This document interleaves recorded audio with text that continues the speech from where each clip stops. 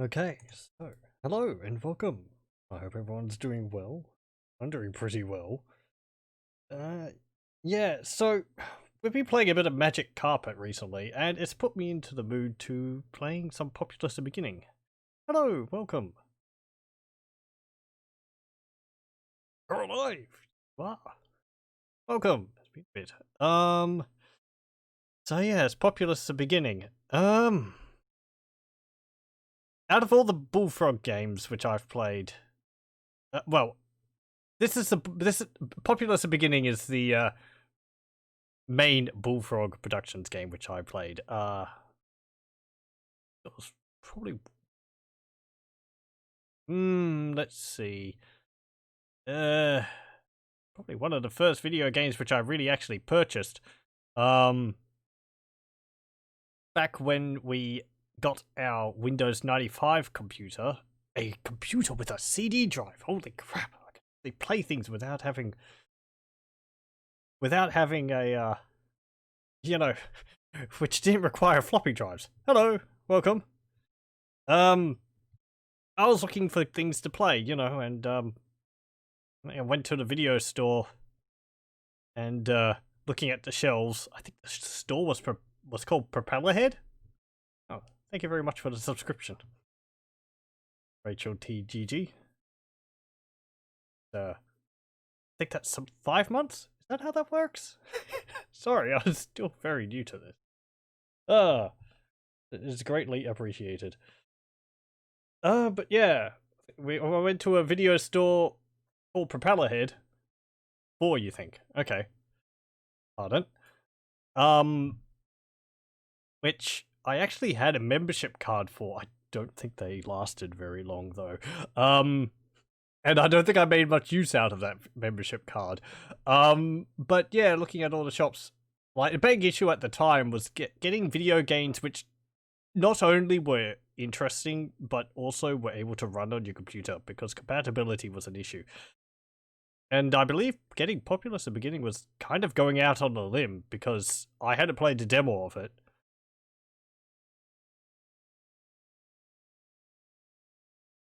Okay. What's that? Oh, I got... thank you? sorry, I keep getting derailed. I've had a subscription. Thank you very much. And it's given me emotes? A Pride Bee and A Pride Koala. Okay. What is all this? Twitch stuff. But yeah, I got Populous at the beginning from the store because, I don't know, the box art looked neat, and then reading the blurb on the back it seemed neat, and the graphics seemed neat, and it was neat, and I had a lot of enjoyment playing it. I think I've only finished it once, and I was very proud of the fact that I was able to finish it without cheats. From what I remember, it gets really quite hard later on, but it's been so long, it's probably been nearly 2 decades since I've actually played through the game. I can't remember when I first got it. I think it came out in 1997, 1998, something like that. So, that would have been around... Yeah, right. I was about 10 then, I think. So, it's about the same time I was playing Baldur's Gate. But Populous at the beginning was one of the games which I'd say really showed me what video games could be like. Anyway, and it still impresses me an awful lot today, because basically no other games I've played has the same level of like land deformation and I don't know, just the way the mechanics work in it and all that. So anyway, let's start it. But Kemler, yes. Still got the Kemler emote. I haven't changed it to anything else. Okay. We have actually seen this briefly when I was playing Dungeon Keeper 2, because I showed the coming soon here, which is the only record of any information we ever had on Dungeon Keeper 3. But let's start a new game. Just this menu was incredible. Look at that! Look at the lighting! It's got a shadow based on where the mouse cursor goes. Ah, it's great. And we're going to do the tutorial. The tutorial's not really relevant. It's just it's like a little world, but it really just shows you how to play the game and all that. I know how to play. Godus tried, but Godus was nowhere near as good. I never actually tried Godus. That was the 2D game where it was like set on a sphere, wasn't it? Hold on. We're getting distracted again. It's simple enough to load this game up, but there is one other game which I remember, which I mentioned last time, which I think was released by Ubisoft, which I've played only when it came out. It was called From Dust. That's it. And that was similar in many ways to Populous, but it really didn't use its engine or its mechanics to as great an extent. And I haven't played it since it came out. It was more like a puzzle game. It had like water, and you could cast a spell to keep the water back from your settlement. You could also pick up lava and like make land bridges by pouring the lava over the land, and yeah, pick up like dirt and place it down and all that. But it wasn't really a game to the extent of like Populous the beginning is. Okay, we're back to Populous. You played a bit of From Dust, but it was more of a puzzly game, you feel? Yeah, that's what I remember of it. As I said, I haven't played it since it came out. It was like, it was so close, but it just didn't really get there. The same as Black and White 2. It had some land deformation in it, and I like the armies in that, but again, it didn't really go the full stride. Anyway, no, let's not start the tutorial, and we'll watch the intro cutscene. I hope this works. I remember there were some issues last time, but I think I ironed those out.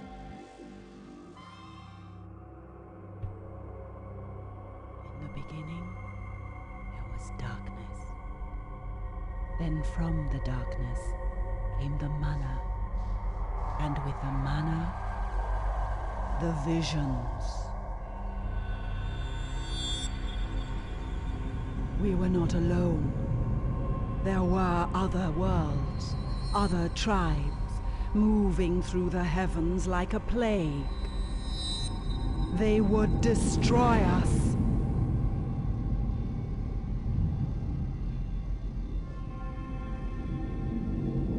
Alone in the tribe, I possessed the second sight.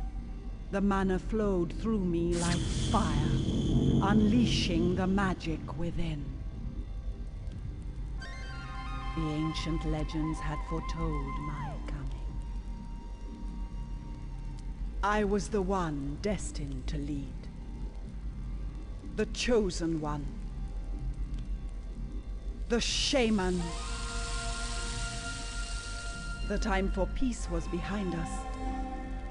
Now was the time for war!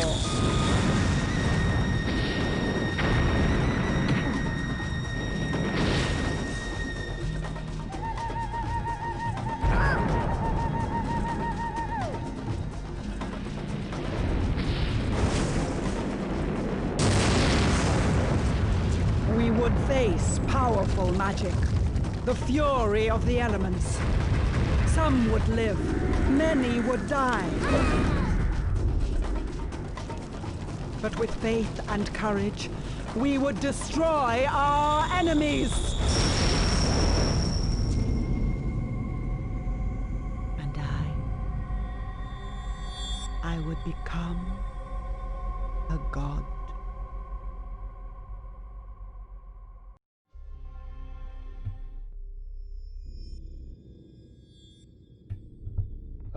That intro cutscene is still great.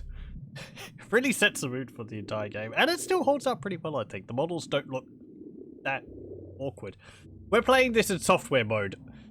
I have held off on playing this game in the past because, honestly, I would like to do so in, is it hardware mode? But, getting this game working in hardware mode is incredibly difficult. Desk Dreamers classic. It always makes me laugh that the moment in that cutscene where one of the Braves is punching the other, and it's just like, it's just like, ugh. I remember showing it to one of my friends, and I was really disappointed he didn't laugh at it as much as I did. It's like, it's so dramatic, and then there's just like this I don't know, undercurrent of humor in it. But yeah, as I was saying, I have put off playing this because I'd want to play it as I remembered playing it, which was on hardware mode, but this is software mode because it is easier to work. This doesn't look as nice as it should. The sun here should have, like, the sun, like, you know, plasma-y effect on it, and these planets, I believe, would actually have what they look like on them, but they should be grey. Anyway. Forget that. Black and white was such a good idea. My creatures were always big assholes, so... I like Black and White 1! I think I was always disappointed that it never really had a skirmish mode. It never felt like the game really let you... It was only 6 levels, the first one, so it always felt like it ended before it really started get going. I don't remember Black and White 2 too much, but I remember thinking it was pretty good. But I haven't played them since they came out. And I had, Creature Isle, which was a neat expansion. I only really played it a little bit though, because I lent it to one of my friends and the CD got all scratched up. Anyway, let's start this on The Journey Begins.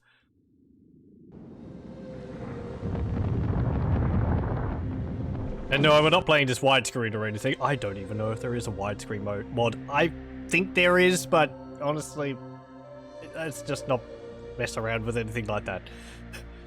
I've created my reincarnation site, and the settlement is nearly complete.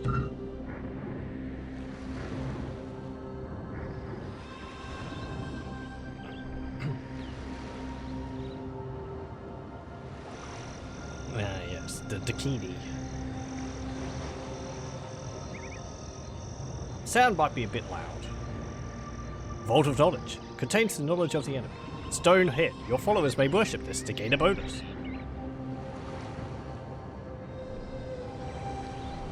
Okay. Let me just fiddle with the sound a bit. The music is great. Okay. And the game still looks pretty good. Another difference here is that if we were playing in hardware mode, objects when I'm mousing over them would actually glow, whereas in software mode they get this white outline around them. But I'll live. And there's kookaburras sounding in the background. Okay, I'm just gonna get used to the camera controls. Controlling it with the keyboard. Hold down control and move left and right to pan. And without that, it rotates. So, okay, let's start placing down some huts here. This is...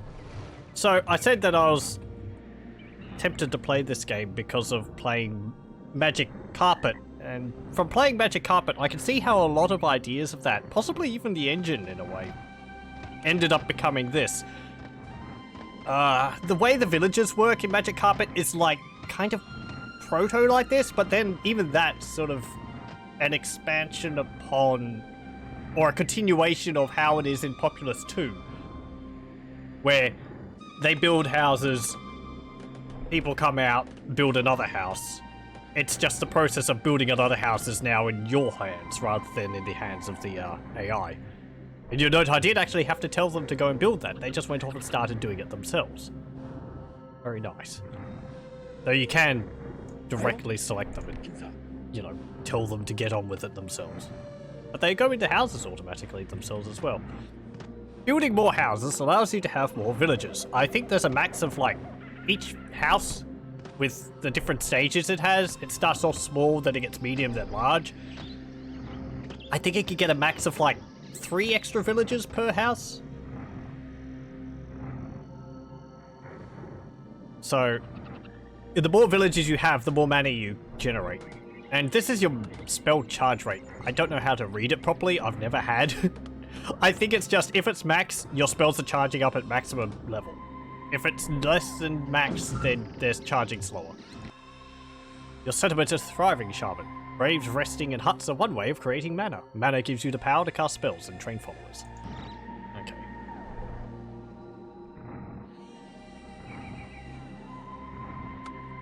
Another thing you love about this game is that it has a woman protagonist. That is, yeah, that's one thing I rather like about it.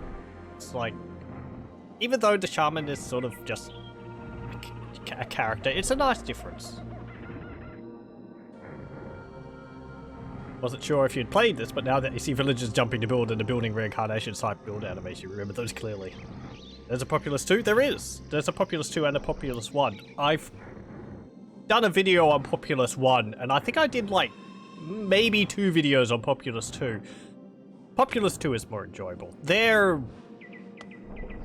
a lot more hands-off god sims. You're a god and you cast spells and you influence your villagers by putting down a pulpal magnet. This is quite different. It's a lot more action focused, which I think is an improvement. I know some people growing up on Populous 2 would maybe think it's a detriment, but I never played Populous 1 and 2 growing up. This is the one I played, so. We have our shaman, and we have one spell to our name at the moment, which is Blast. Taka! And we cast a fireball. It's very good for punting enemies around the map. Not very good for killing them, unless they're near water. It's a lot of fun. Combat in this is, at the same time, hectic and hilarious. Because you have very little control over it. But, it's just like carnage and people flying everywhere. And get into that hut. These huts also, they upgrade. If we right-click on it, we'll see that there's a number of things here. The green bar is how close the hut is to producing a new villager. Don't ask how it's done. The miracles of life. The red bar is how close the hut is to being leveled up. They have 3 levels, as I said earlier. The smallest, which is this, medium, which is this, and large hut, which is the next one. Medium huts fit 4 villagers in. Large huts fit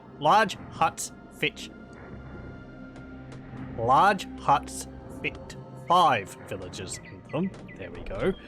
And small huts fit 3 villagers in them. This is like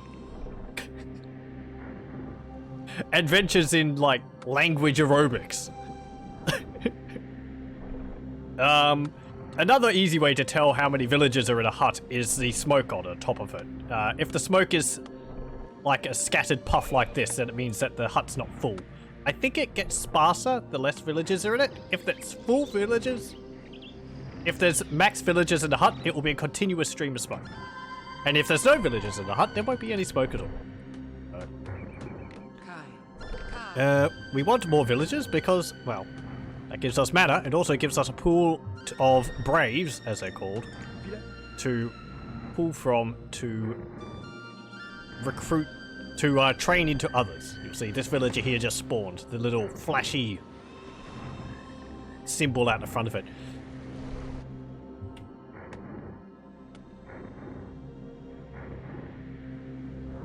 What's this? Actually, the third Populous game. 2 before were pure god sims. Relaxing music in this game is nice. It is. It's really nice. Populous game we played growing up was the original Populous on the Amiga 500. Thank you again, Frank. Never seen that movie with Arnold Schwarzenegger? I can't say I have. I haven't seen any movies with Arnold in them, except for, oh geez. Can you guess from my state? Can you guess from that which one I have seen? And I've never played any games on the Amiga 500. That was before me, honestly. The earliest console I played was the NES. Junior was the name of that movie. Okay. Yeah. The only movie was Arnold Schwarzenegger I saw in it was it Batman and Robin? With Mr. Freeze? Yeah. Saw that in the cinemas when it came out. I can't remember too much about it. Hey. I think I remember being entertained by it, but I think I was also rather young, so. I should watch Arnie movies, they're classics. I definitely want to watch Predator, and I should also watch, the Terminator. At least 1 and 2 or something. So many movies. Also, apparently, what's the comedy movie he's in is apparently pretty good. The original Conan. Oh, of course. Yes. I could just get you know, movie recommendations from chat all day. And reveal my terrible deficit when it comes to seeing movies. I have seen all the James Bond films, though, that is. Those were all pretty entertaining. I don't think I've really found any of them were pretty bad. Yeah, Kindergarten Cop was that. I did get annoyed at the, let's just get this. We're getting some land bridges here. Stone heads give us spells. You'll see up here. That's annoying. It shows how many villages you need to have worship. You can have, like, to worship at the statue to, I think just get the spell as fast as you can. You can get the spell if it's got 5 with just 1, but it takes a really long time. What was I saying before? I can't remember. Anyway, get land bridges. And, go up to here. Oh yes, I was saying I did find all the James Bond films entertaining. The propensity for some of the ones I think made during the 80s with, I forget his name. Just someone's decision to put things like slide whistles and humorous moments with like a loud American tourist in them was like, oh geez, why? So, and there we have Fireball. And the main reason people die from Fireball, because they fall in the water.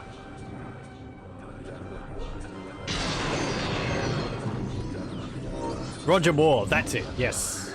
Roger Moore, thank you. Okay. Yeah, there's one... I'm sorry, we're going to go...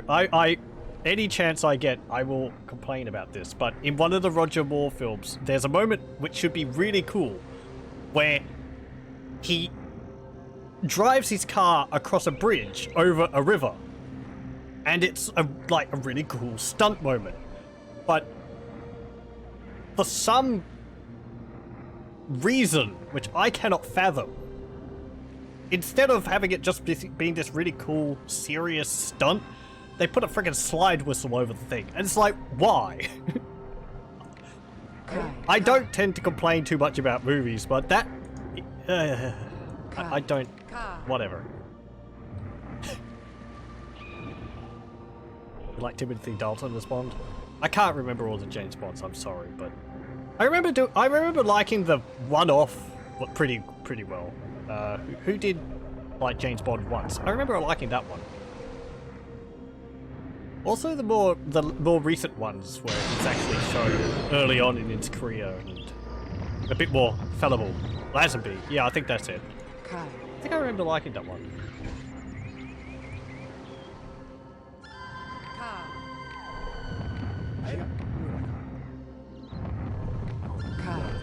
Anyway.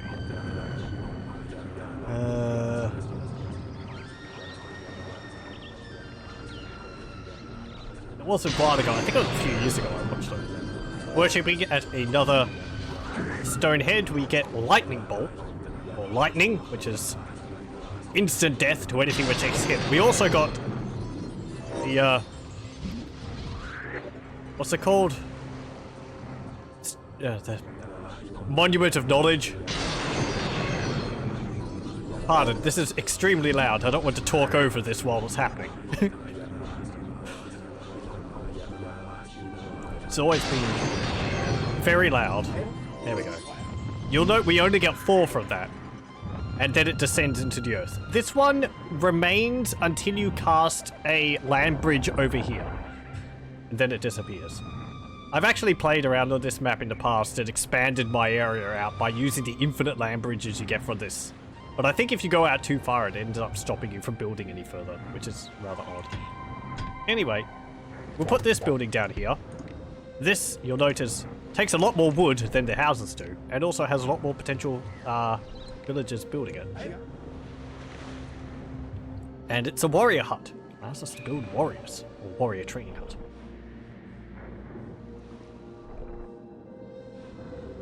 You like Moore the best too.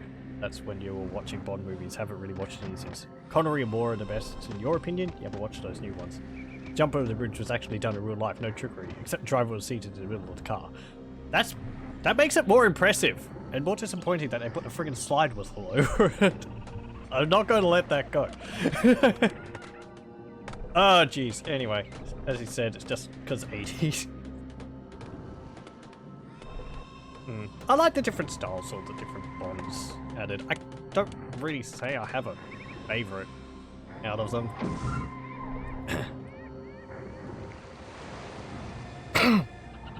Anyway. I suppose the James Bond actor I'm most familiar with is, oh boy. The one after Roger Moore. I'm sorry I keep blanking on these names. It's because of he was the face of the James Bond for GoldenEye. Yes, Brosnan, that's it, I think. No, is it? For GoldenEye. And for Moonraker.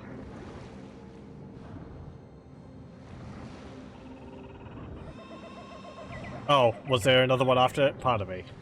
As I said, it's been a few years since I watched it.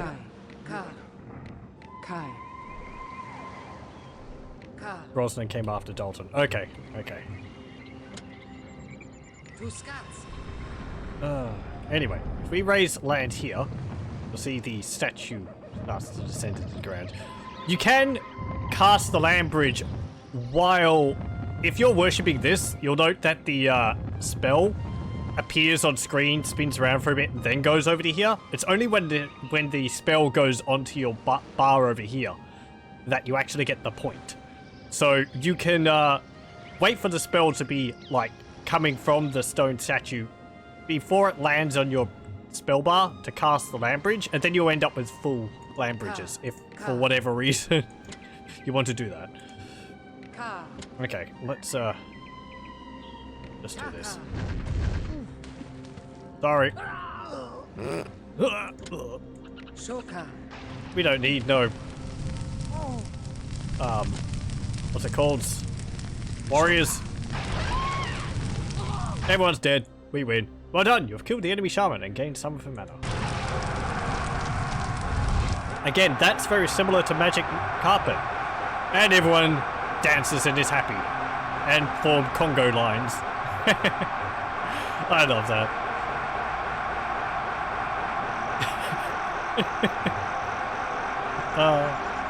And then they like pull others together, so someone will be cheering over here, and then they'll just form into the Congo line.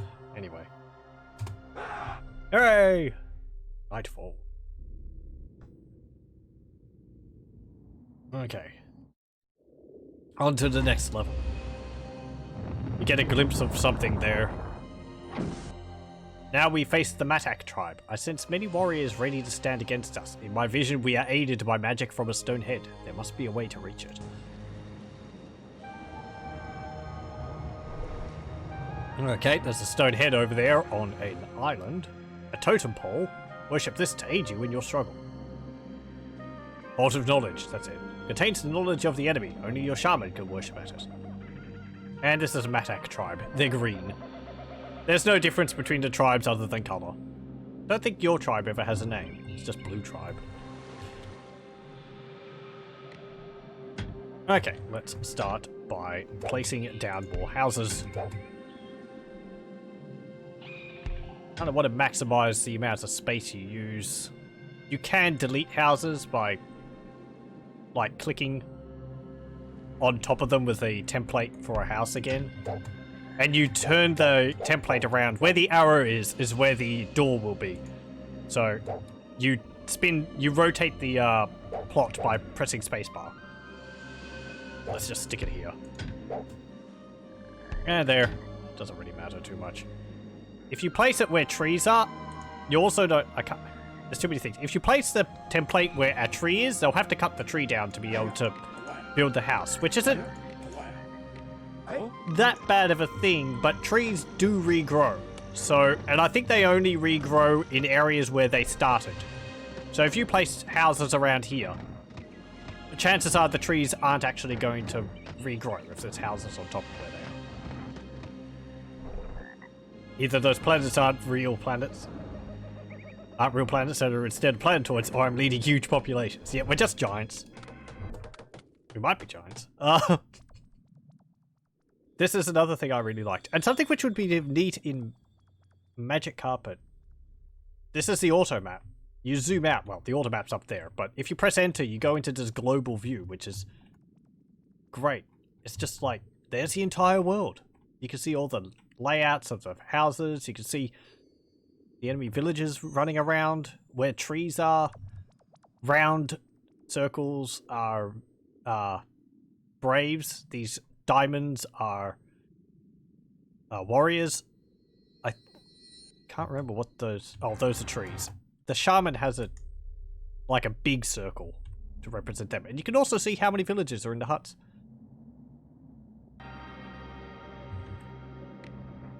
It's really cool. Whoop. Hold down, pardon. Holding down shift speeds the camera pass. Let's put another hut down.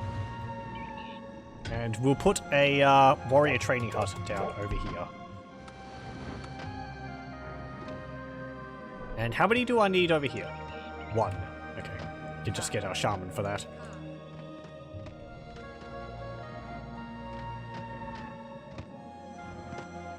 Family member decides you can play it. Oh no. Oh well, don't worry. Not much happens in the first level. It's mostly talking about James Bond. This game could do with a remaster, even though it works fine in Windows 10. Do some modern controls and such. I would like a remaster, if only just so that the graphics... You could get it running in hardware mode easily. We worshipped at that, what's it called? Totem pole, and it made a land bridge. That's what it means by helps. Usually they cause an effect on the map somewhere, which allows you to gain access to something or something like that. Okay, let's place another house down. Also, trees grow slowly over time. Each tree has 4 wood in it.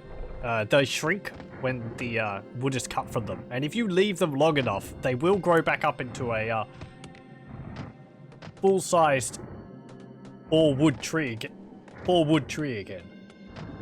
Not that I've ever done that, because it takes ages. So, you know, they just... And it's not like the Braves try and preserve the trees either. They just cut them down. They leave these wood piles around too, so they do try and pull from the wood piles if they're nearby. But I think only if they're close by. If their tree is closer, I think they will cut wood down first. But yeah, you can't waste wood. If you see this Brave here carrying wood, if it's not needed, he'll just drop it, and it can be used later. And it's neat too. You get to see them like all. I'll zoom in with plus. You get to see them like moving around the structure and hammering it and all that.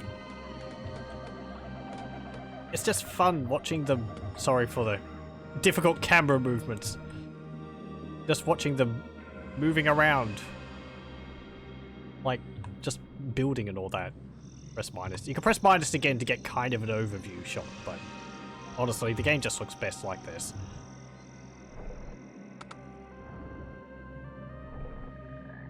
Love a remake of this game. I would too, as long as it didn't change too much.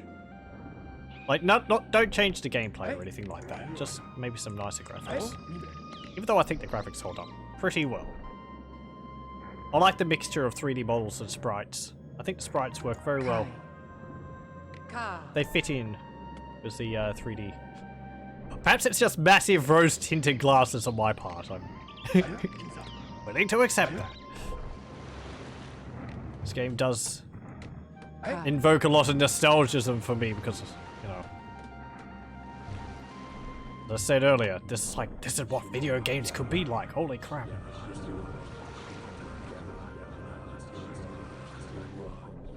We're utilizing our warrior training hut and we're getting some warriors. Braves can fight.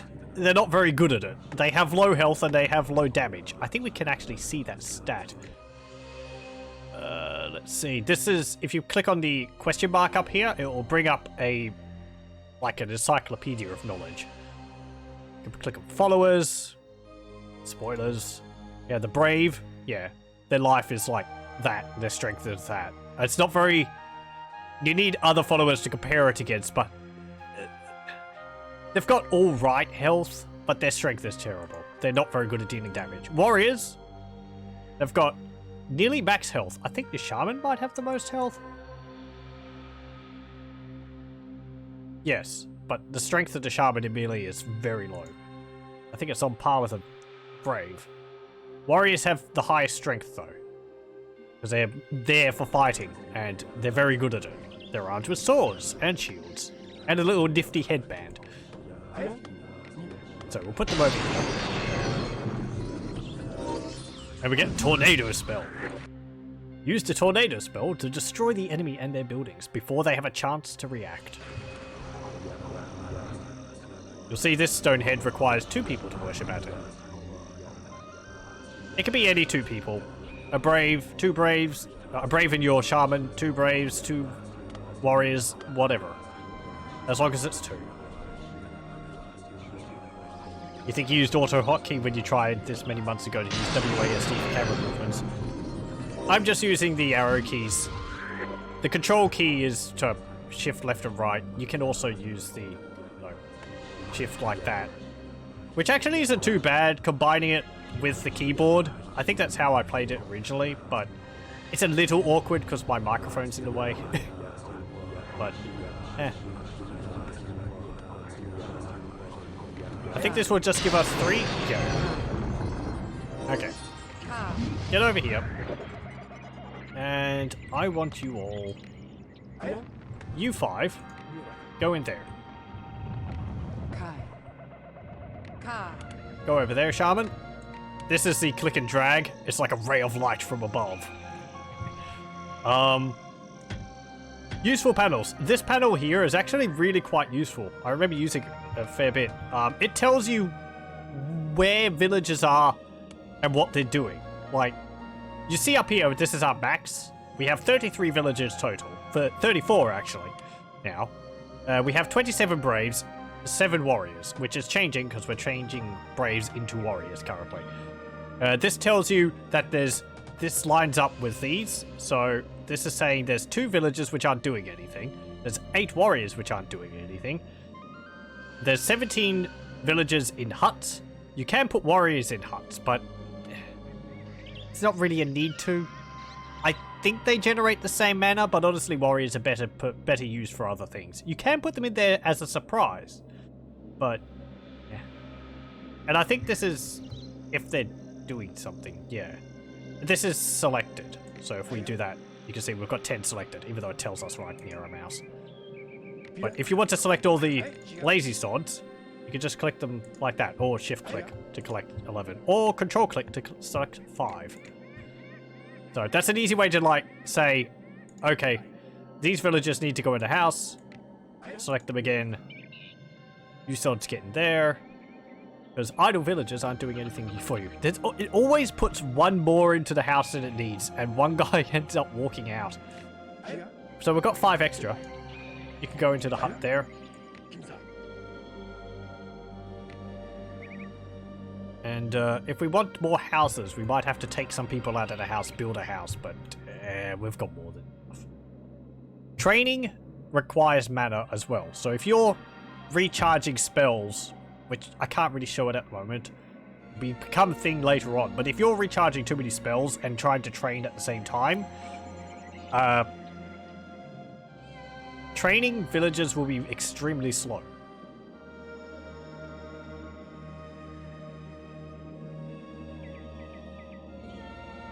Installed the GOG version just now and it runs out of the box in hardware mode, but you need to run Direct 3D Populous beginning from the folder rather than shortcut GOG makes on the desktop. I might try it again. I seem to remember I had issues with the cutscenes freezing or something like that, or the cinematic freezing. I mean, I went with software mode because I believe it's easier, but I will switch to the hardware mode. This was kind of spur of the moment, so... Anyway, let's go up here. All of you warriors, attack that guard tower. There's a warrior in there too. So let's watch the let's watch them duff everyone up. And watch them demolish the building. There we go. The more people you have attacking a house or a structure, the faster it will be demolished. So, one person can tear a house down, or a building down, but it takes a long time. You also want to outnumber your enemy, because only 3 people can attack one person at a time. Everyone else just stands around cheering them on. There's rules to this engagement. Okay. Oop. Let's do this. So we can get Unaga. Cutscenes are all black. Okay. Yeah, I remember for me, it would play them for like a second or two, and then it would freeze. We get Unaga, or Swarm. Go and attack those warriors.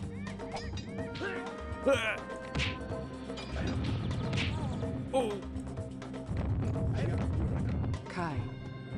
Swarm is primarily used to annoy people. It causes them to, well, watch.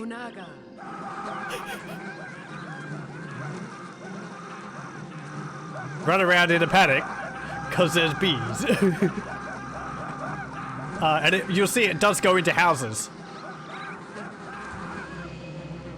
It stops them from doing what they want to do. It actually went into there, then it ran out.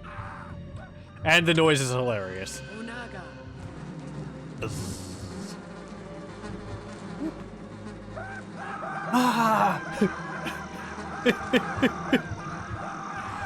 It's great for a disruptor, because if the enemy's sending an army at you, you put a swarm out and it causes them to run all over the place and lose their formation.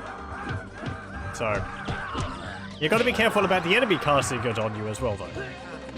I think your shaman is immune to it, which is a problem, because then your shaman's left all alone.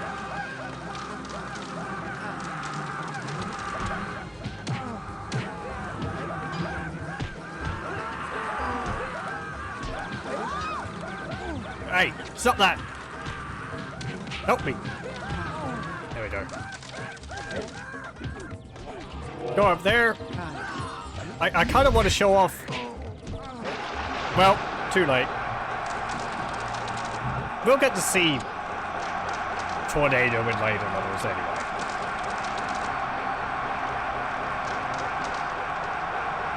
I run the gold version? I am, because it has a program in a folder called DXConfig, which allows you to use integer scaling and software mode as well. Should be in the scaling mode. Best unit in the game is clerics, unless enemy has clerics. We'll be seeing about priests in a bit. Actually, I think that's in this level. One of the things I remember in, I've mentioned in some of my other streams, which was why I was hesitant to play it. It's extremely minor factors. I think in hardware mode, this doesn't show up properly. You'll see as we finish these levels, it gets a little blue orb in there. I think in hardware mode, that wasn't working. It's extremely minor detail. You can go back to previous levels. Just click on the planets. And we're going through the solar systems. I suppose these are moons to the main planet? They're all orbiting around the sun, so... Anyway, let's continue on with Crisis of Faith. I had a disturbing vision. The Chubara tribe turned my own followers against me when I attacked. I must find a way to reach their vault of knowledge and learn how to use this power against them.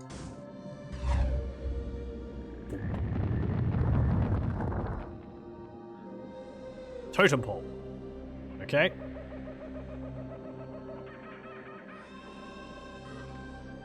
Vault of knowledge. Ooh. It's got another building in it. And we hear the disgusting grunts of the wild men.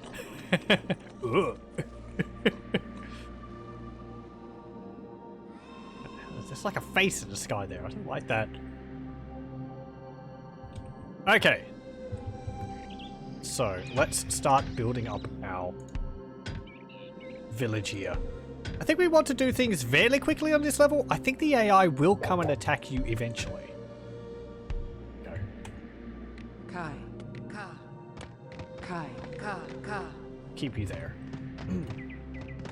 But yes, these wild men, they're not really relevant to us at the moment. I don't think. No, not in this level. But they're... Yeah, wild men. A native. Use the convert spell to convert him to a brave. We don't have that spell yet, so they're just there to grunt and eat from trees and drink from the water. It's just the little details, like, instead of just standing around, they actually move around and, like, eat and drink and so on. And look scruffy. I don't know what they're eating from the trees. Anyway, this game's got a lot of little details in it. They're really nice. Get in there. Get in there. Get in there. And... Are you building there? You can build there. You can also build over there. Your shaman doesn't build. Your shaman's just here for casting spells. All of those places are large as Phobos and Deimos. Don't even want to think about how they're affecting the orbit of each other. Maybe the other planets, even though they're not very big, they're not much bigger, are just incredibly dense. I did click on this before. This is Command E toggle. If I click on it, you see it changes to like a teal color. It's showing me how many villages there are in my view at the moment. So if I shift it to here, it goes down to 8 because there's 8 on screen at the moment. Honestly, I've never really found a good purpose for it. I suppose it's useful if you're leading an army, but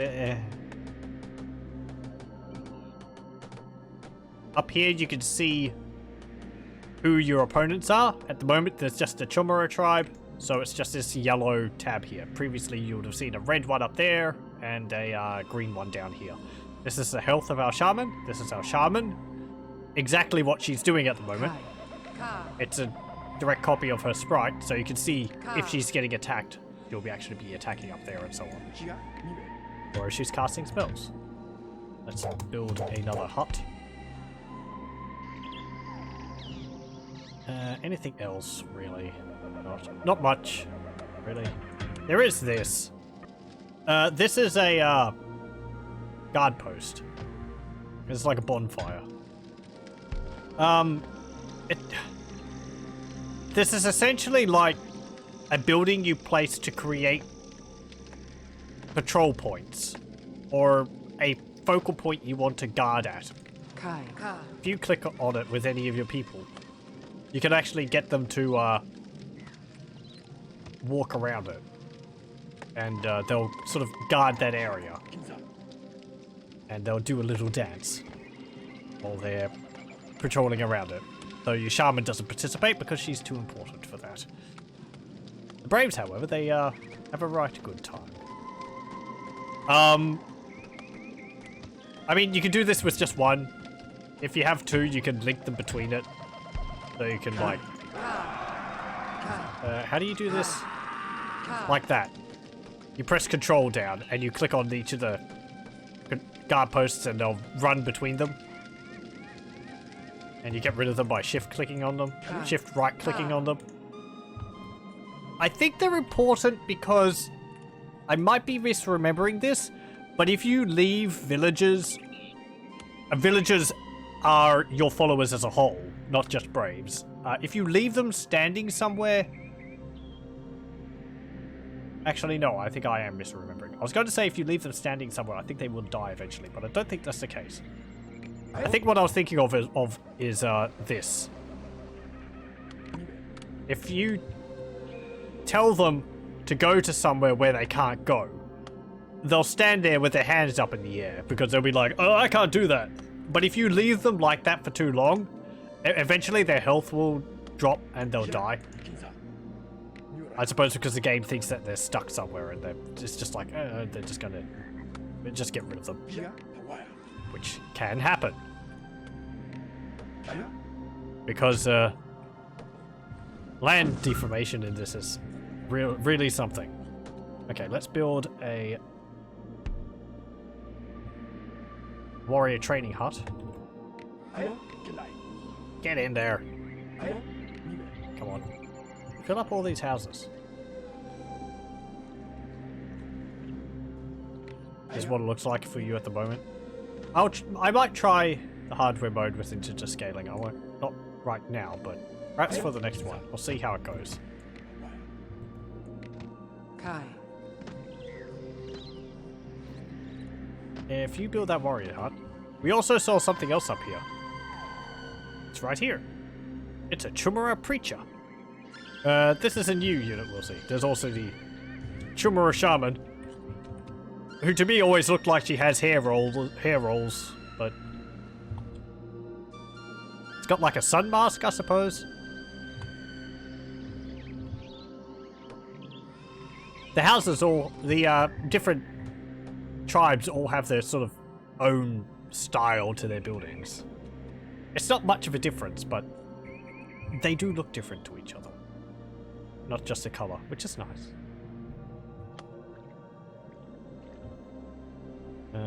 We need to get that, however. You finished that? Good. Let's see. I think I'm going to leave that. Okay, you lot can train into warriors. Don't need that many, really. Yeah, there's a kookaburra. Look at that wild man running around.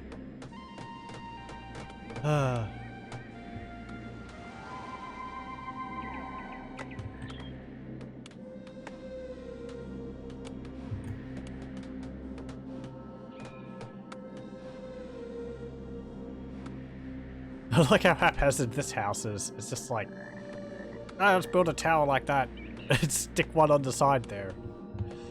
This one looks much more reasonable. There's still like 5 people living in that. Or 1, apparently. Get in there.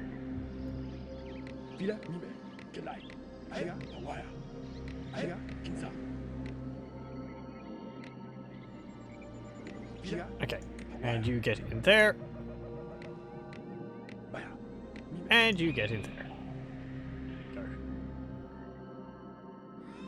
Having max villagers in a house, having max braves in a house will also speed up how fast the next villager will be created. Oh, jeez. That one's actually empty.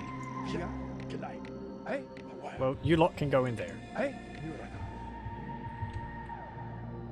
I think I said earlier that, like, a house can produce a max of, like, 3 extra villagers? I think it's actually... It's like 3 extra villagers, but if villagers die... Oh, we're getting attacked. If villagers die, then the houses actually produce more villagers, so... Yeah, they had no chance.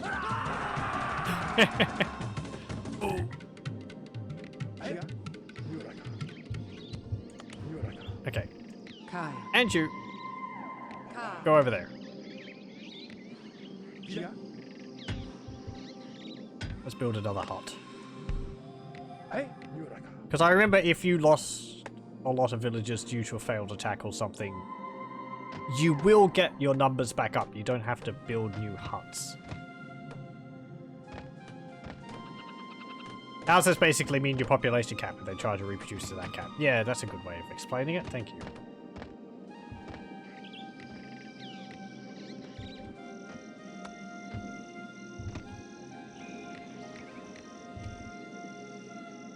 So I suppose each house has a population cap of, like, 6? Because it's like 5 plus 1 extra. I don't know. Overall, you can have a population cap of 199. I think you can go over that, but it's a very specific situation for what I remember.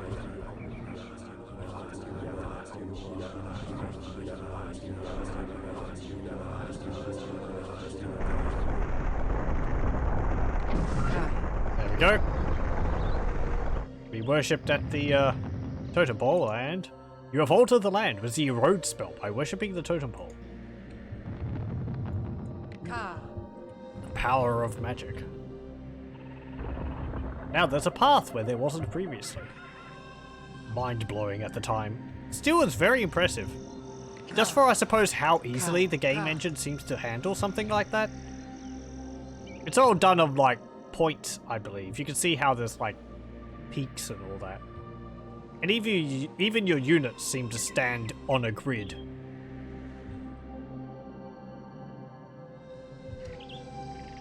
Which makes me wonder, as I said, whether this is a further iteration of the engine used in Magic Carpet.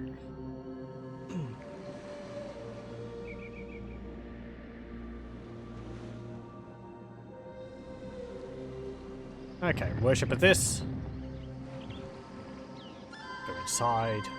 Apparently wander around inside for and we get the temple. Oh. People are attacking. You've stolen the knowledge of the temple from the enemy. Build one to train preachers who can convert the enemy to your tribe.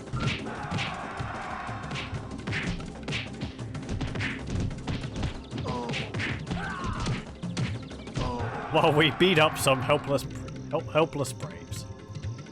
They did try to attack us. Okay, let's build our temple here. Again, villagers automatically go to start building it, which is really nice. I think there's a limit, like this guy over here isn't moving to build. Neither was that one, but they might eventually. It doesn't pull them all at once. It sort of slowly pulls them. It's on the same engine as the carpet game? Okay. Interesting. I did like Magic Carpet. It's just maybe with a few extra things done. I believe Magic Carpet 2 has more objectives during the missions, from what I remember hearing, but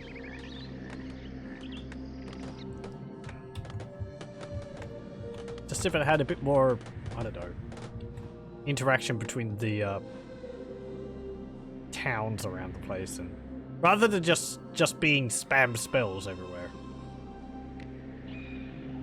Okay, so we've got a temple. Let's get how many priests? Get 5. I think another quirk is that the villager at the front, or like when this guy goes in, this guy will try to go in as well, but then he ends up not being able to go in, so he goes to the back of the line.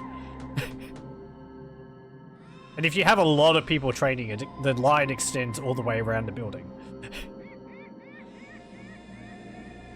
And we have preachers. And they have different voices.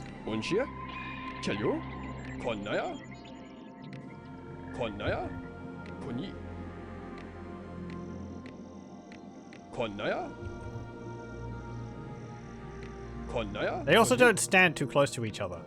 Because if you move them together, they actually stand in the center of the warriors.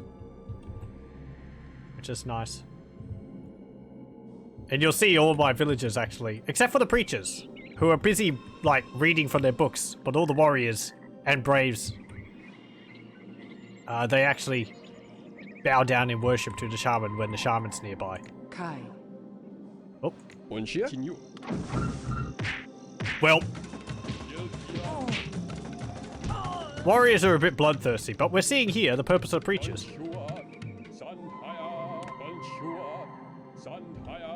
Oh. They, well, they preach, and they convert people to your side. Eventually. I think it's after a random amount of time. There we go. Now we've got an extra brave. They're very powerful. It is very difficult for anyone who isn't a preacher or a shaman to resist being converted. There's another villager later on which is able to deal with preachers, but preachers can't be converted by other preachers. You have to interrupt the preacher. Otherwise, your warriors are just going to sit and listen to them because... brainwashing? Vunaga. Vunaga.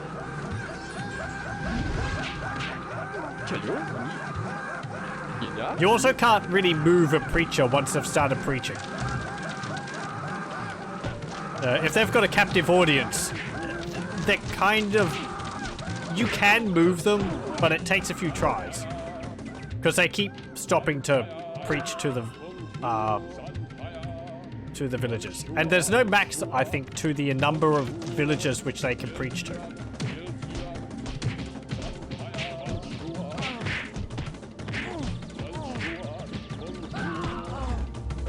See your face in the sky? Yeah, don't look at that too close. It's disturbing me. I don't like it. Why is it there? Is that on purpose? I don't remember that. Is that only in software mode? Shaman's dead again. As long as you have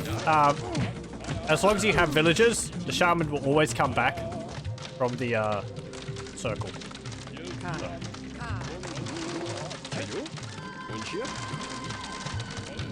Just go up here. Okay, that's just telling us that we have a preacher preaching to a brave. And they're all sitting in there. Okay. Oh, hey. Someone over there is getting beaten up a bit.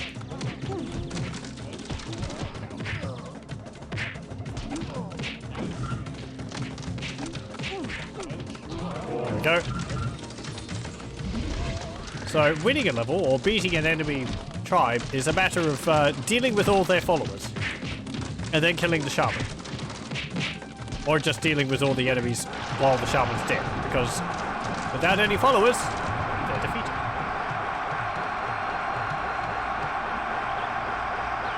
And we win. Hooray! Easy.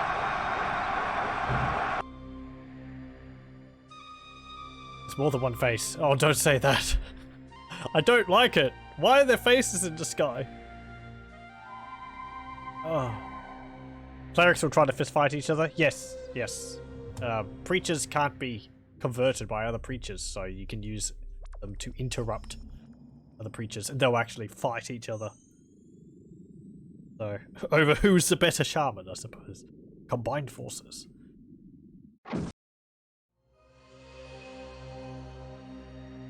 We face a great threat. The Matak are massing against us. I need the power of lightning to defeat them, but preachers are guarding their vault of knowledge. We start with a wildman dying by drowning in the water. Oh dear. There's a vault of knowledge. There's a stone head.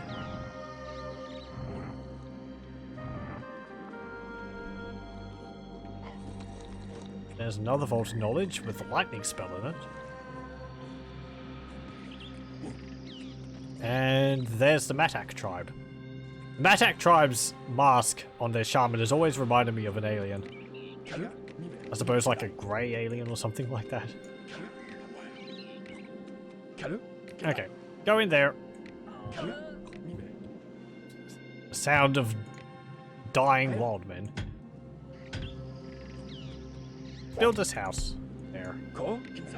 And what do we need for this? Just our shaman. So we'll get this. It's another building.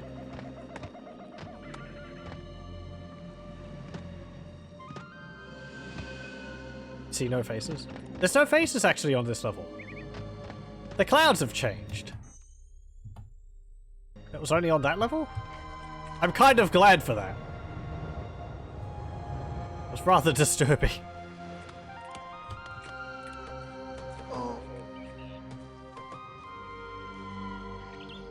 But we'll get from here the guard tower.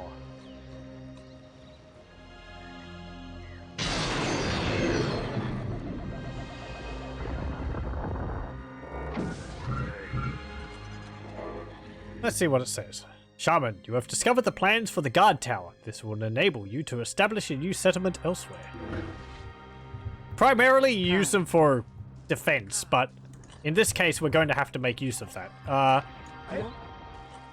Building a new settlement. So, we would have seen earlier that you can only place buildings next to other buildings. Can't build too far. Your plan is too far from other buildings. Try building a guard tower to start a new settlement. Okay. So you put a guard tower down. And just like here. And it takes 5 wood. And you can build another settlement around it. As well as use them as defense, but we'll see that after we have the settlement built up.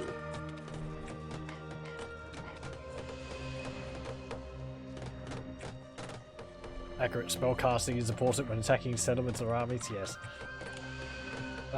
It comes like being quick off the mark.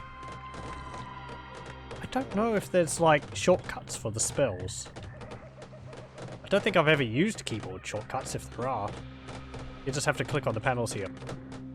Oh, one thing, you'll see here, our swarm spell is charging, and we've got 2 out of 4 charges up here, and you'll see our mana is rather low because of spell charge. This spell is a bit too powerful for how much mana we're getting currently.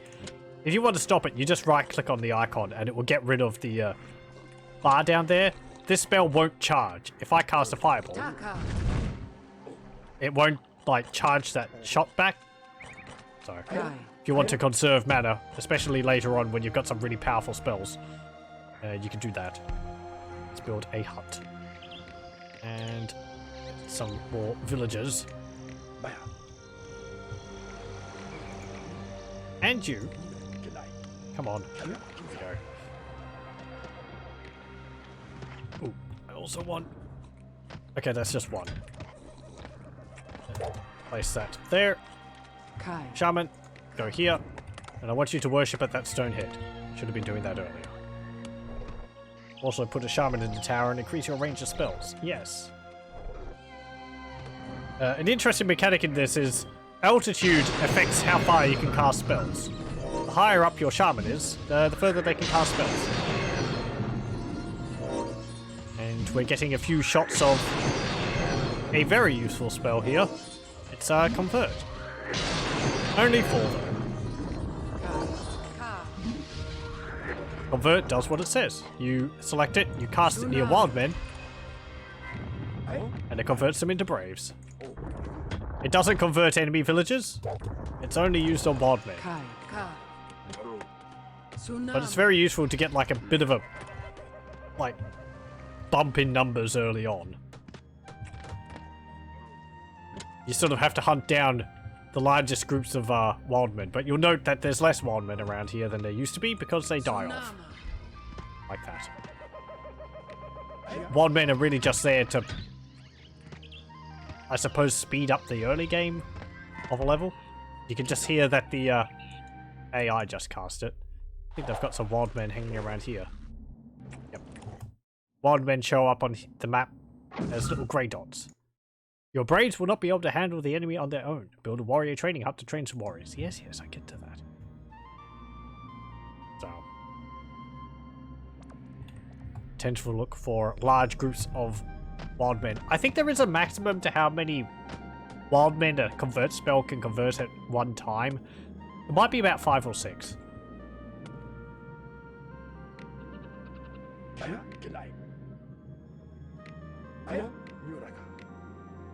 Did I say for 3 to go in there?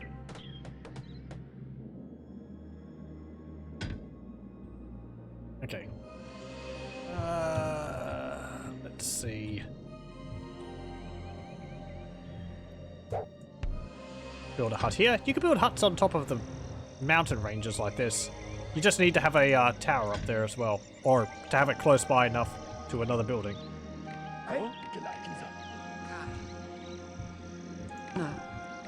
There's 2 wild men. Go get them. You don't need to select your shaman to cast spells.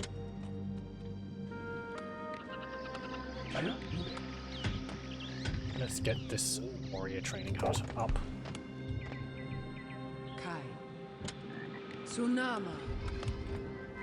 Tsunama, become my followers. That's a very convincing argument. nemesis. The enemy has the ability to subvert your followers by using her preachers. You also have this ability, so use it against her. Yes, yes. Should rename on spell recharge. Ah, yes, thanks. We need all the bees we can get. I suppose it's wasps. Does it actually say swarm? Stinging insects. Can't look like wasps more to me. Shaman Swarm creates a cloud of stinging insects, which will attack enemy followers and buildings. If a swarm attacks an enemy follower, he will run away from the cloud of insects. If the swarm attacks a building, any followers inside will be forced out and away from the settlement. The swarm will also cause some damage to enemy followers. You can kill with the spell, but it is very small amounts of damage.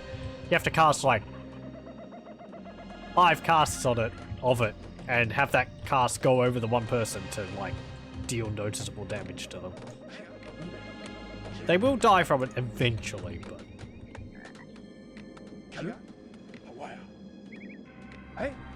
It's there to disrupt, not to kill.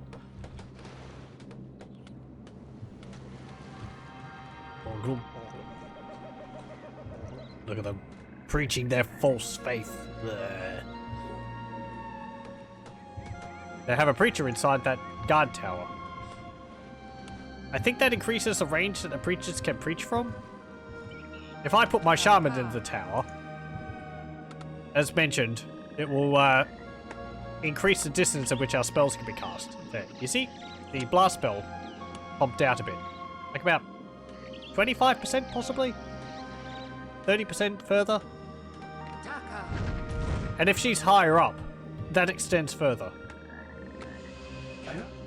So often you'll want to like put your shaman on a guard tower on top of a mountain so that she gets the largest radius for her spells while in the guard tower. However, putting her in a guard tower does also make it rather easy for the enemy to deal with her if they cast lightning bolt on it, which they can do anyway, but then you've got to defend, then you've got to repair the tower afterwards. Get in there. Why aren't you inside your houses? There's another nice little detail. After they've built a stage of the house, they'll actually stand outside of it and look at it as if admiring the handiwork, and then they'll gather up. Oh, hello. Oh, you think you're coming to attack me? Nope.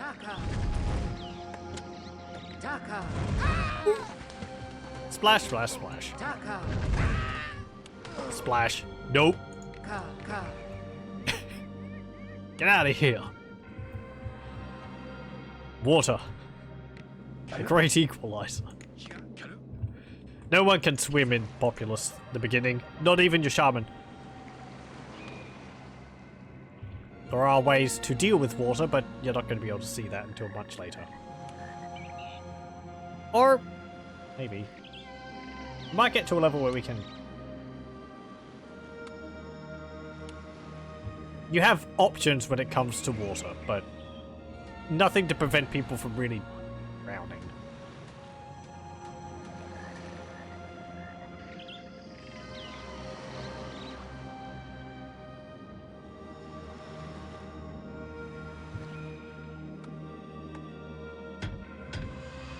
Okay.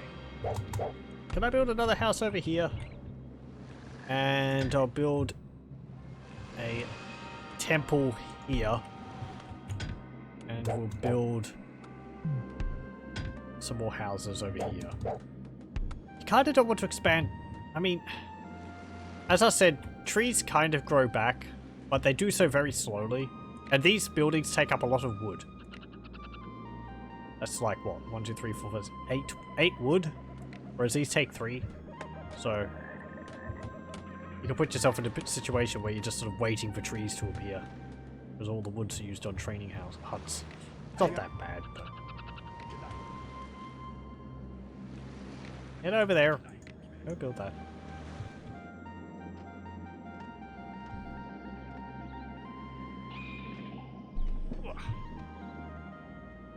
I should... efficient way of killing enemies is lowering the terrain with a spell. Lowering enough to make water. Yes. we're not going to be able to see that for a while. Probably until next session? I don't know how far we'll get in this one. Hey. Yeah, there's room in there. Hey. 2 people are building that. You go over there to help. Another nice little thing is that as they walk around, they'll create these little light paths. And you can see where your villagers keep going. Like this little light, like roads coming out of the houses. And if I put these guys to guard that, they'll get a ring there because they keep walking on the same spot.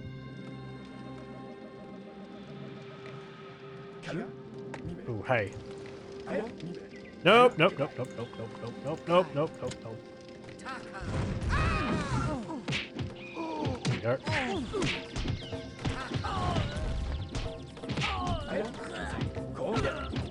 Deal with that.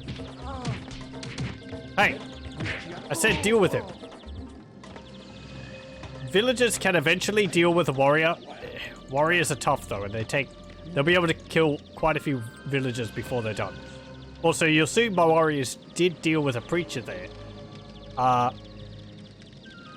If you interrupt a preacher, your warriors will snap out of the trance they're in, and if they're close enough, they will land a blow and they can start fighting the preachers. Preachers are not good hand-to-hand combatants. I believe they're actually even worse than braves. But the main thing is, you know, getting them to the point where you can actually land a blow. So you have to interrupt them somehow.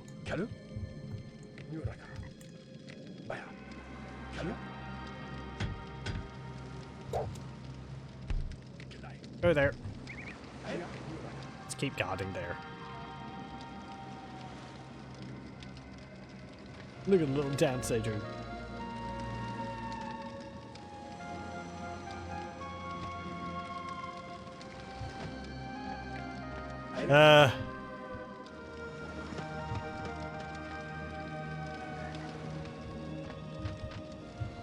Okay, so they've got like 5 warriors there, 6 over there, 7 the brave. The AI will always do the same thing during a level. So they'll always have their warriors, like these guys marching here, these guys marching here, this preacher here. They do adapt a bit.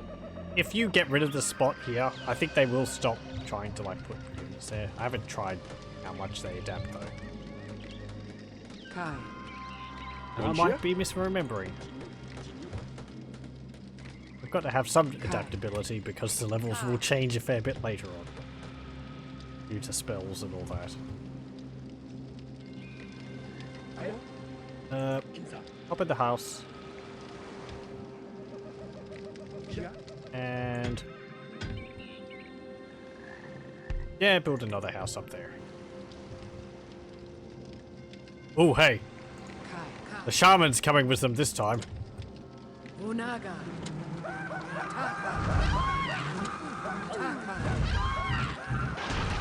Hey! Oh, the shaman casts lightning on the house there.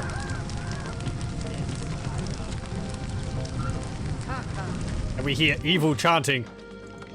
Because the enemy's preachers, of course, it doesn't sound comforting at all. It's just Nescada and all that.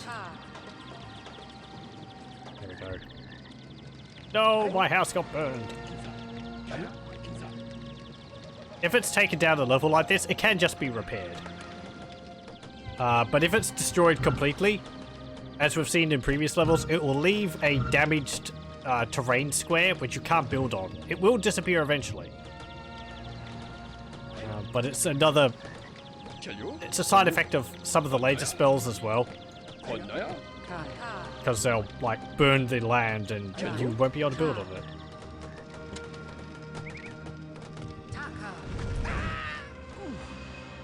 Okay. Come back here. There you go.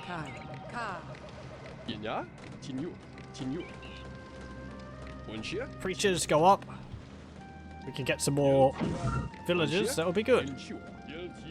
Or warriors. You got to be careful because the enemy will send preachers to deal with your preachers if they're being converted. And you've also got to be careful casting spells near your own preachers because fireball will knock them around and can interrupt their preaching. So even though I lost a warrior there, sometimes it's best to just let them be because after they've dealt with that warrior, they'll be caught by the preacher.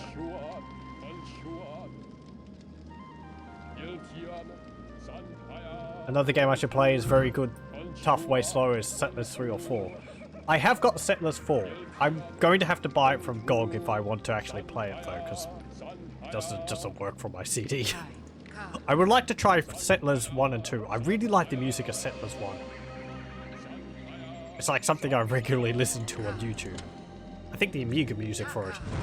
It's really catchy. Hey, stop that! Get out of here. There we go. I would like to play the Settlers games through, like, in order, at least to see what they're like, because jumping into Settlers 4, as I did, honestly, I was kind of lost when I played it all those years ago. I did understand how the economy worked, but I didn't really get how to build and, like, work the military. That's what I got stuck on, because I was playing quite slowly, and the AI always outpassed me. It was also using the, what are they called? You have these, villagers to expand your borders. Surveyors, I think they're called? Or something like that. No, surveyors are for, like, determining where resources are.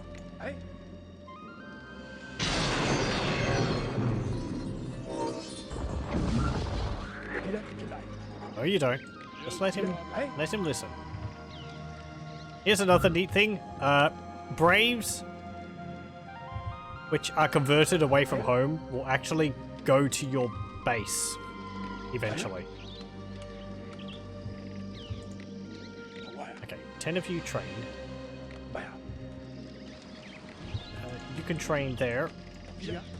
I think anyone who's converted actually will eventually go to your base. These warriors are going back. So they'll congregate at your base. Just quite nice. You don't have to order them to go there on their own.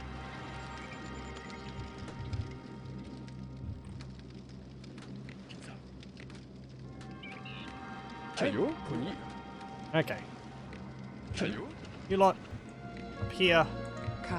You'll see they're training more. And we also got the lightning spell, which is very nice. But you can electrocute things. And burn buildings.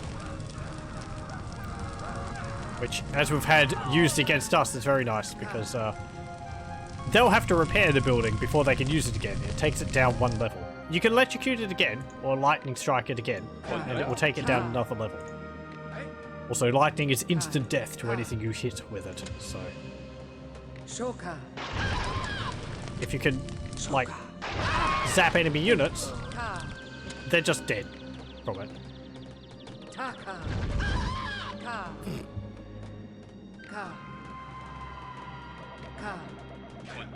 Okay, go over there. I feel like I'm doing a lot of explaining and this game seems rather complex. It's not really. Combat is a matter of, like, paper, scissors, rock for the most part. Warriors are your combat units. Preachers are used if there's no preachers around for the enemy.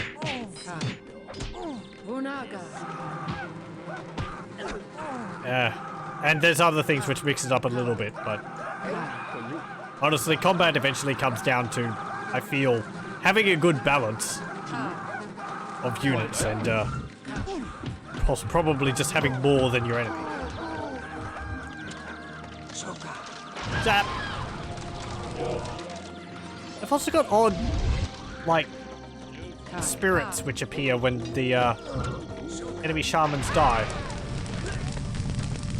Doesn't really look like the shaman, I always thought. That looked more like a horned warrior.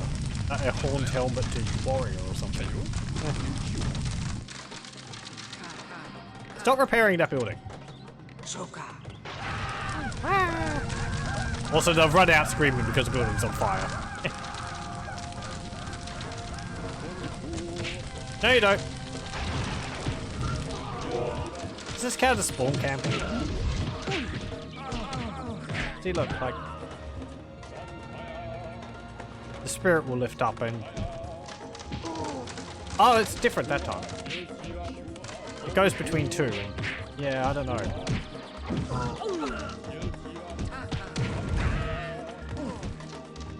I don't think I killed my own guy there. I just want to give my warrior a bit of a helping hand there. Go over there.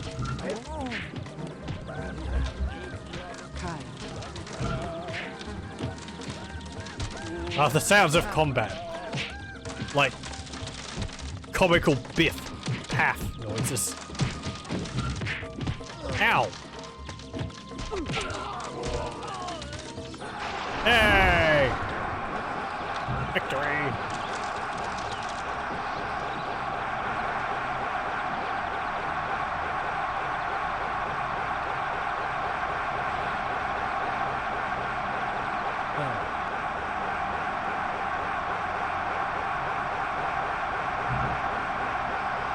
Okay.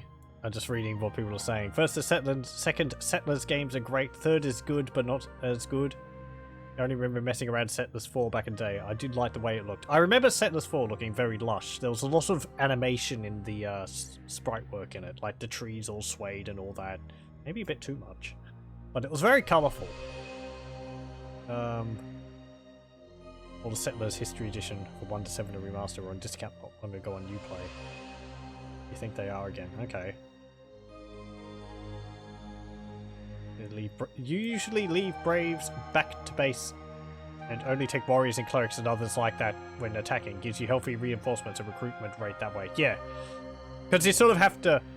I prefer to leave the Braves at home because if you lose, you haven't poured all of your resources into the attack and you can recover faster because you've got people back at base who are still generating more Braves. So... death from above. This is a different type of mission. In my vision, I beheld the ultimate horror, the Angel of Death. It is an unstoppable force that will destroy everything in its path. If my enemies, the Dakini, reach it before me, our fate is sealed. Okay, this is a different type of mission.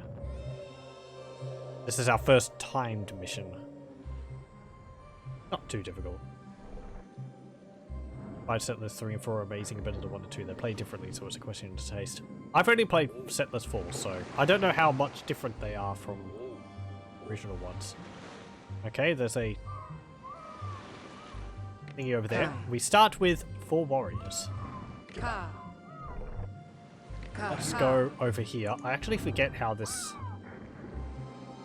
goes completely. You see who you see we have 15 minutes to finish this level. It's more than enough.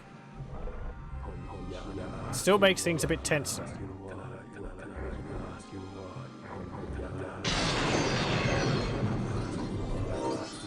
Okay, we get the convert spell.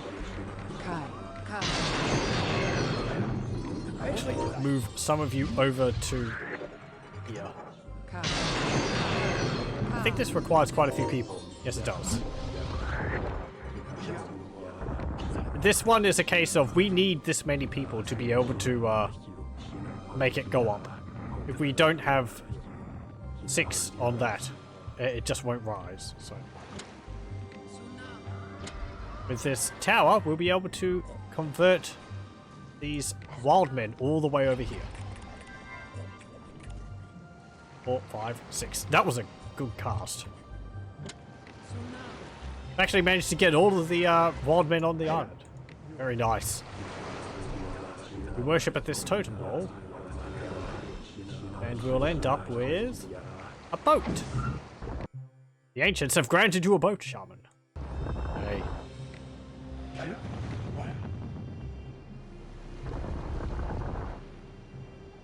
If I attempt hardware mode, the resolution in the graphics setting will reset to 640-480 when I exit the game, so I have to change it every time I launch. Okay. Not sure what you think about the set list 2020 though. It's on a hex grid and you don't know if you like it. I didn't realise they were still making it. I suppose that's not too surprising. We've got a boat. They fit 5 people in them, and they sail around. Apparently, by doing so by like bicycle pedals or something. I like the animations for them. It's just like, I don't know.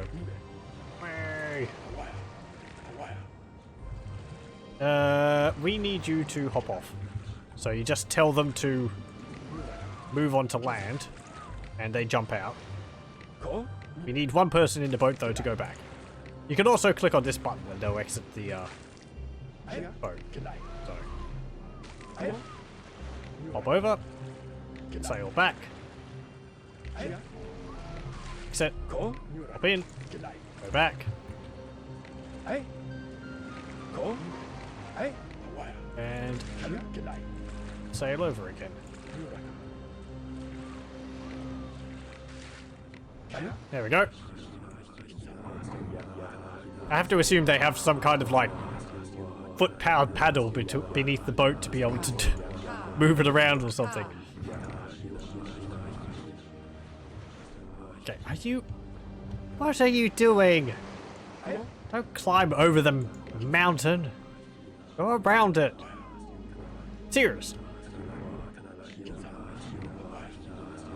Oh, you will get this eventually. But it's extremely slow. They travel Flintstone style. Yeah, exactly. I think they do that for a thing later on. I'm trying not to like mention too much what comes later in the game, so it's a bit of a surprise for people who haven't played it. Look at them sliding around. Oh, yeah.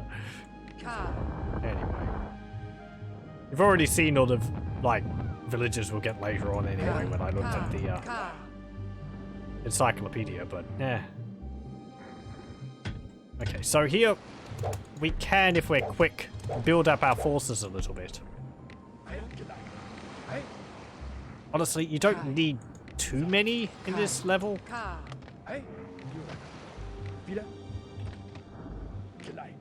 But, they're braves, not smarts. Yeah, good point.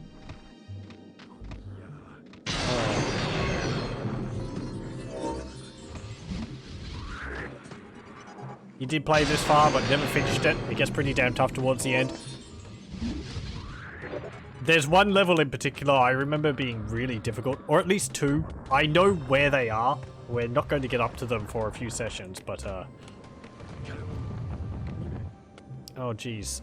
There's 2 levels which come to mind, and I know the name of one of them. One of the levels is called Bloodlust, which I remember being very difficult. And there's another level, I think in that there's like a moment in the game where 4 levels open up and you can choose between them, and I think 2 of them aren't too bad, but 2 of them are really difficult. But that's like really quite towards the end of the game. Okay, hop in there. Oh, let's see, we've got 4.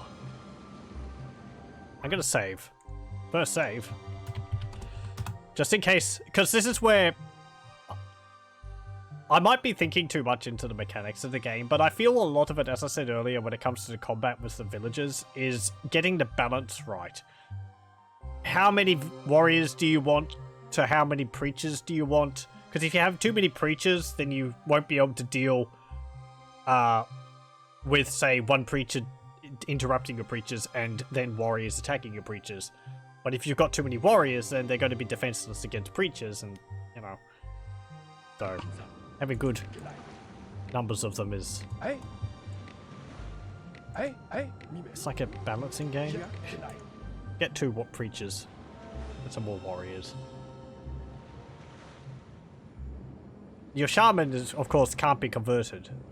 But your shaman can only do so much. If there's too much going on, well, can't cast spells fast enough. So we need to get to here. To this statue, which I think only shows up once. This gargoyle? No, I think it shows up in a few other levels. Gargoyle. Worship this to aid you in your struggle. They've got quite a large base here. And their shaman is in this tower here. Might want to wait until we've got 4 charges of our lightning spell. If we can. Can I fit any more houses around here? I can fit one back here.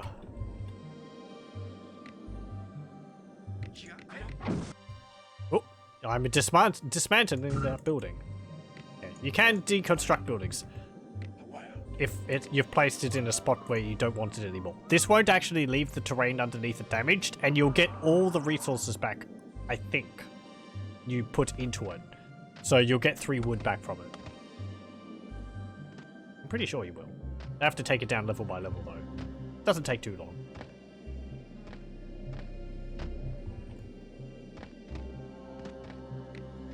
Can I put you in there to generate mana? I don't actually know whether they do or not. Eh.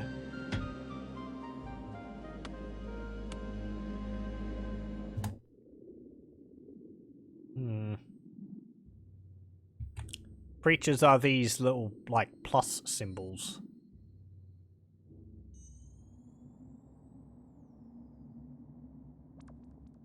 There's the gargoyle. And we're up against the Dakini tribe again. Or Red tribe.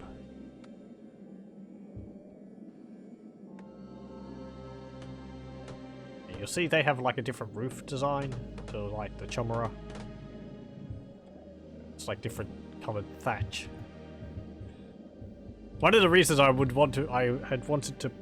used to want to play multiplayer in the past was because playing multiplayer, I'm pretty sure you play as the other tribes.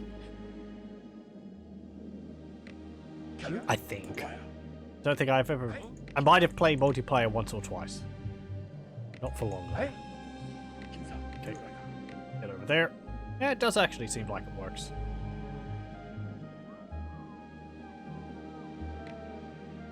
Though they might not build the house, because only Braves can upgrade a house. Warriors and creatures, no, they won't do anything. If I put him in there, then the house will suddenly start getting upgraded.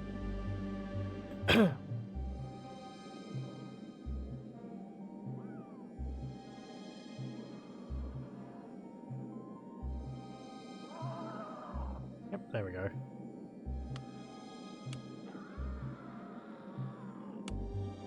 It's like these weird noises in the background. Bird noises, I suppose, but...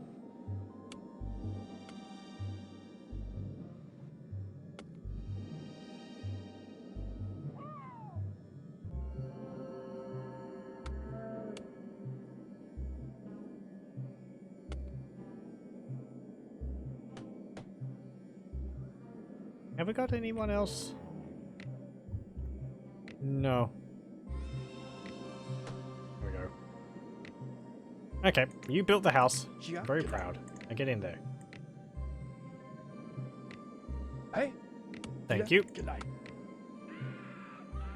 We've got 5 minutes left. I'm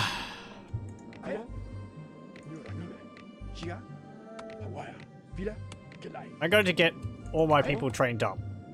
This is a case where, well, if we fail, then, you know, we're just going to die, so we may as well throw everything we have at it.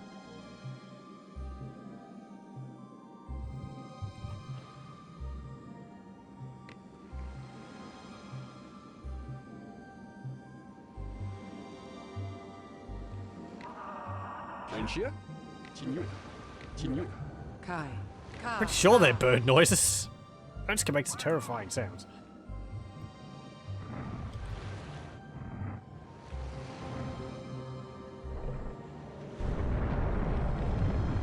Okay.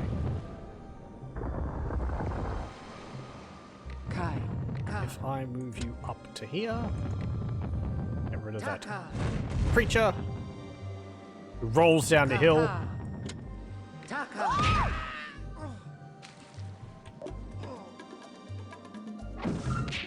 Our preacher got involved in the fight, so that preacher can't actually convert our cards.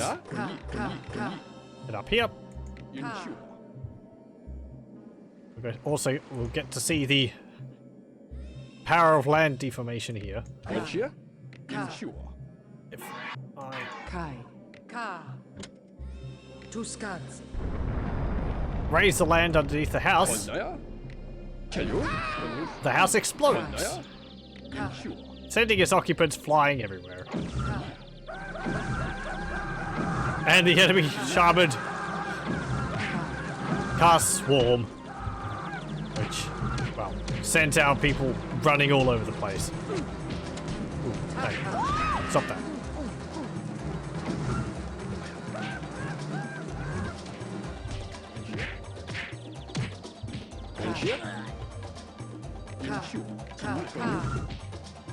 Okay, get going, get going. No, you don't.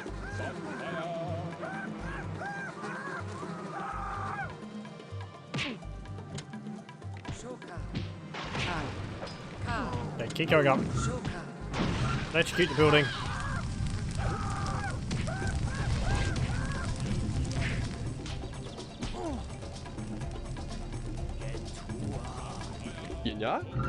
It's converting.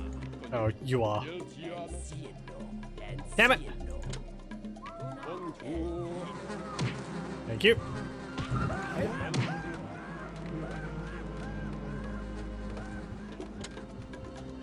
Okay.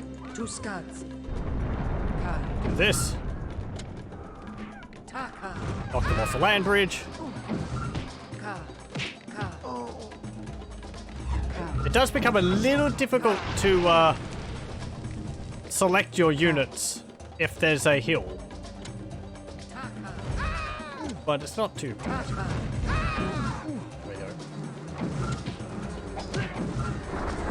And there we go.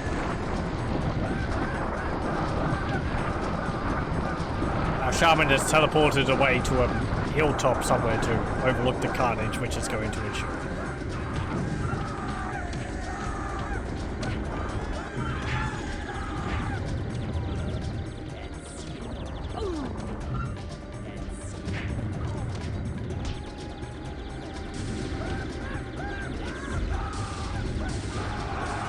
Yay, victory! Oh. So yeah. It's the Angel of Death. It's a nigh indestructible... I don't know. Dragon worm thing? It's rather slow to kill. It picks up an enemy, breathes fire at them, and they fly off, and they die. It's an instant kill. But it's one by one, and it does send enemies running around. It is possible to kill them. I have done it in the past. I think if you chuck enough fireballs at them, they will blow up.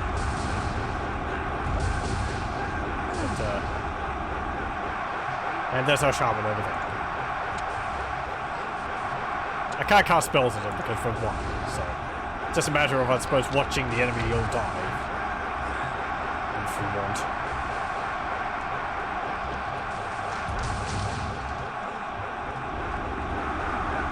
A taste of things to come.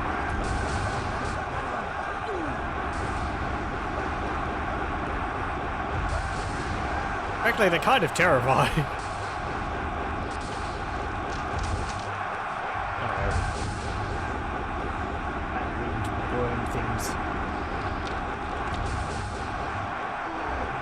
Say anything about them? No. Okay. Anyway. Yeah. Completed. And level 6. Building bridges. Will we be able to do this level? I think this is probably my favorite level out of all of them because I used to spend just hours building a massive base on this level. Sure. Let's continue. For the first time, we must face two tribes, the Chumara and the Matak. Perhaps I could use them against each other. I sense a totem pole may be useful in bringing them into conflict. If not, we can save and continue next time. Okay, totem pole. Matak or Chumara over here. Matak over there. And they have a Vault of Knowledge. And there's a stone head in that little, like, hill. Also, there's a Vault of Knowledge right there. We have a lot of space to build on here. You can get the cap on this level. Shaman, you're wasting mana that you could use to charge up other spells. Right-click on the spells icon to begin charging it. Yes, yes. Game is a bit of a nag sometimes. Charge up your spells.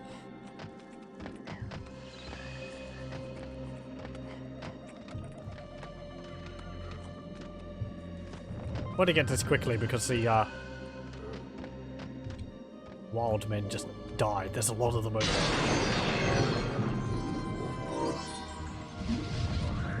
Okay.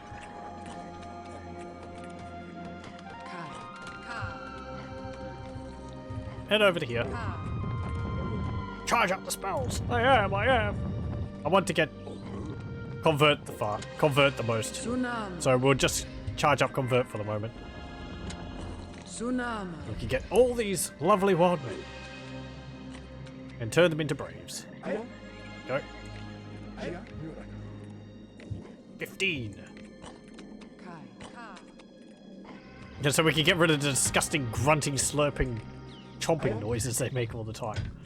Ugh. What are you standing around for?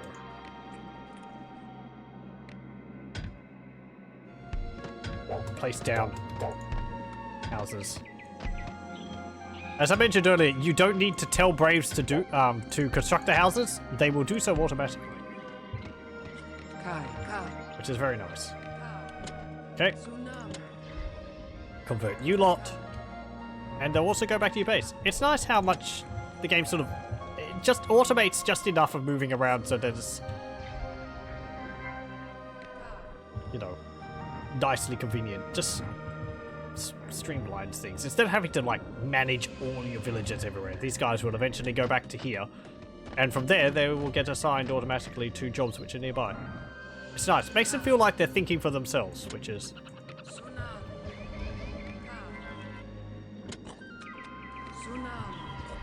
just a nice thing to have, rather than, say, in Age of Empires, where you'd be like, oh yeah, I left this villager over here from the beginning. I never told them to do something after I sent them to build that house. Okay, where's another large group of wild men?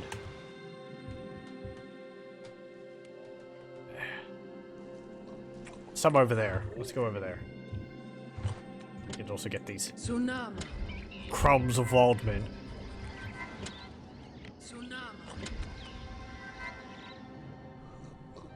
And you. Be civilized.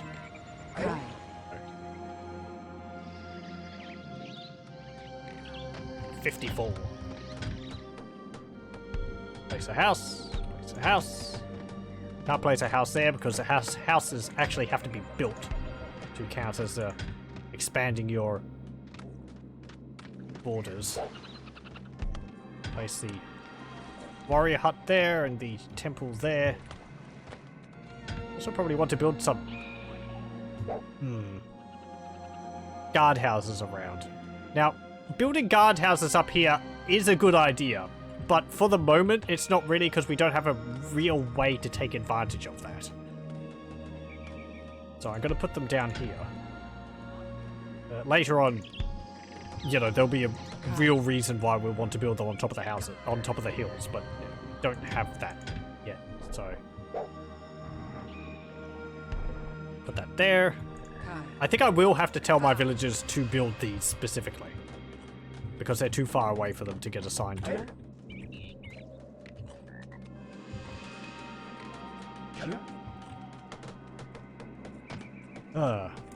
So let's charge up lightning. You're not going into houses. You should be going into houses. Maybe they don't go into the houses automatically. Wild men! Get him! You! And you.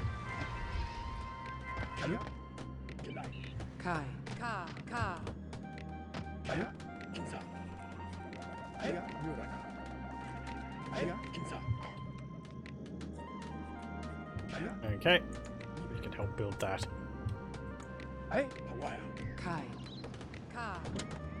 Wild man!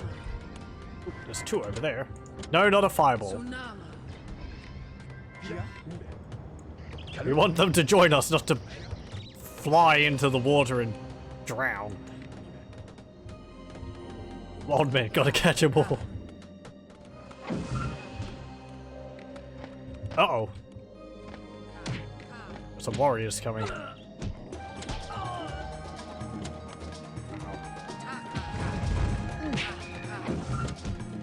Get out of here!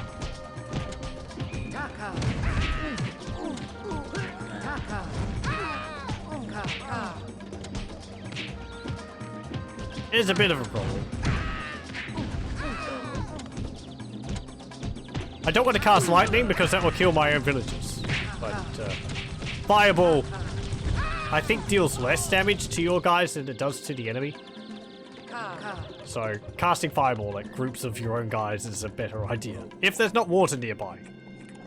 Okay, let's oh, also. Yeah, if villagers die, I think wild men respawn. So you can sort of recover your losses by hunting down more wild men. If you've lost quite a lot, I think. I'm not too sure what causes it. I'm pretty sure that's something that happens. Wild men spawn. I seem to remember it happens after large battles. So.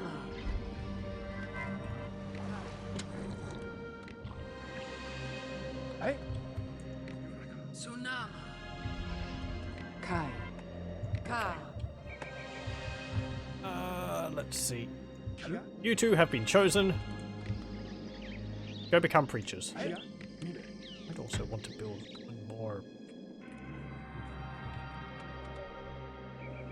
Okay, you finished that. Go worship that.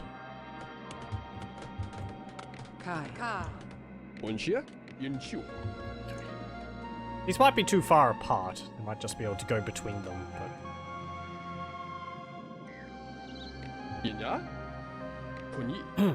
I haven't actually covered all the purpose of watchtowers.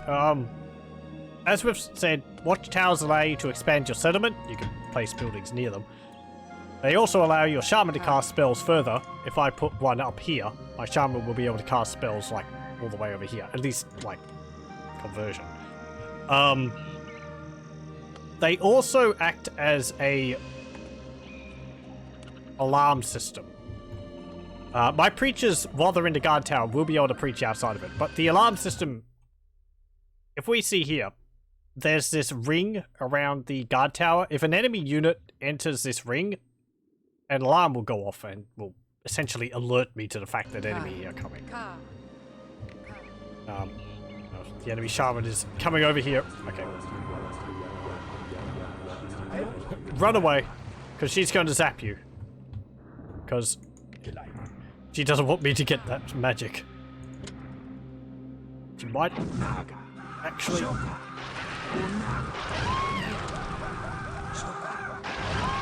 Yeah, get out of here.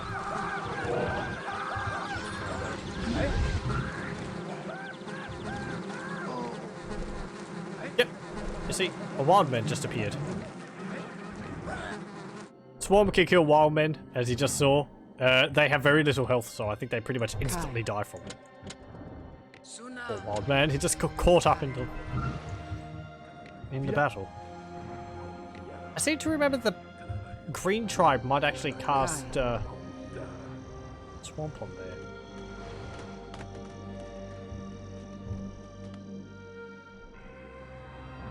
Ooh, hello. You're looking to come do something, aren't you? Good thing I'm over here. Bye!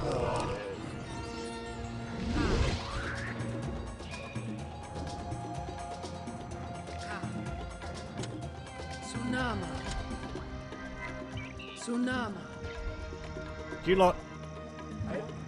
Go. Ooh, hey! My village is under attack. They must have come around this way. Sigh.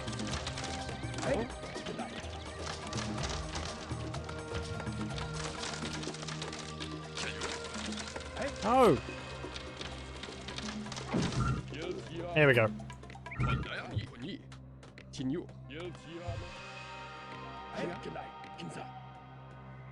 Kai. Taka. Ka. Tsunama. Ka. Taka. Preachers also won't convert a wildling for you. Only the shaman can do that. Ah, my buildings! Ka. You also want to be careful casting fireball near piles of wood. You can set it on fire and lose the wood. And I think it just burns all the wood in the pile. But you just lose all of it if it catches on fire. We're gonna need another dude over there.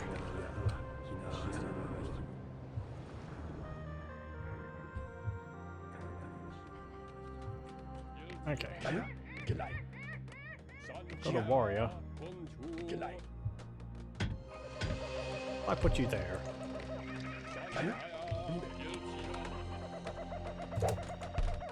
You lot go there. Build another house. And another. I did say I like building large villages on this map.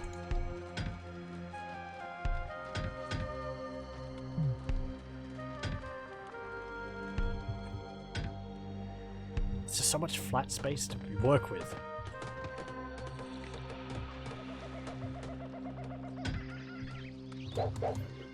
Build a guard tower there.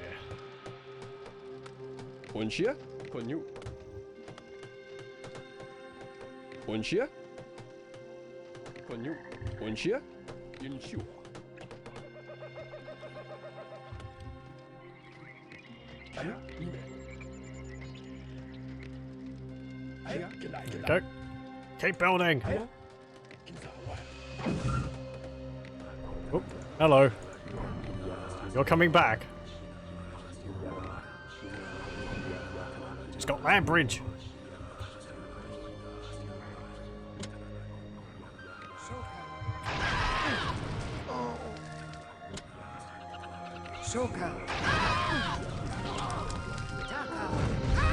I burned down that tree. Well.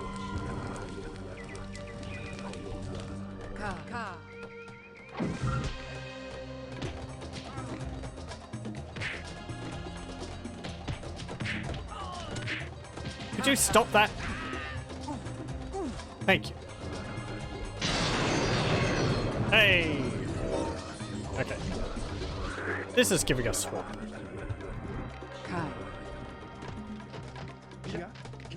But what I've seen, swamp is pretty much the same as it is in Populous 2.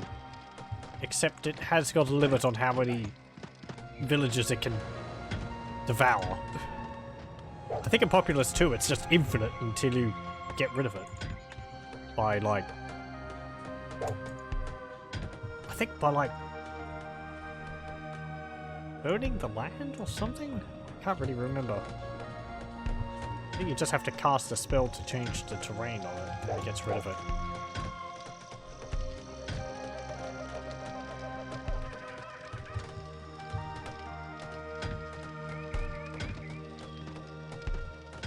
But in Populous 2, it will just infinite villagers could sink into the swamp. I think in this it's got a max of, I want to say 6. There might be a few more. Actually check, I suppose. Yeah, spells. Swamp. Cast upon a piece of ground, swamp causes the ground to become a deep bog, capable of swallowing up anything which runs into it, including your own followers. You can right-click to remove your own swamps. Sorry. Ka.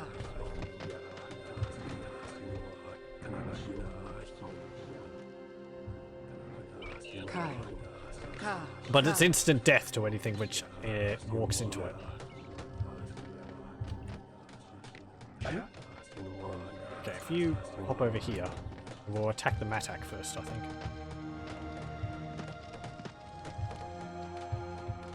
Ah. Look at our village.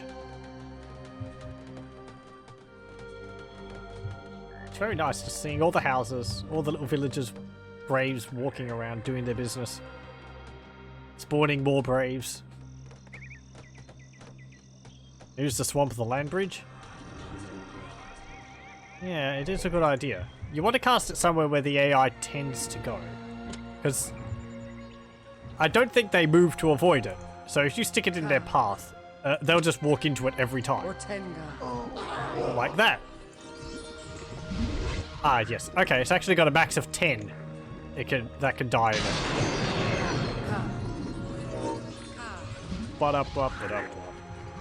They all just died. I could have just shocked them off. But that's a swamp. You can hear bubbly noises. It's got a few little reeds and so on, and fog appeared on it. Kai. Ka. I could just leave that there.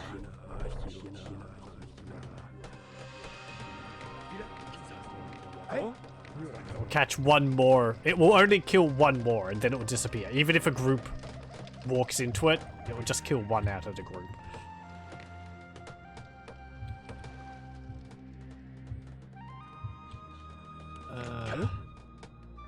Let's get a few more warriors.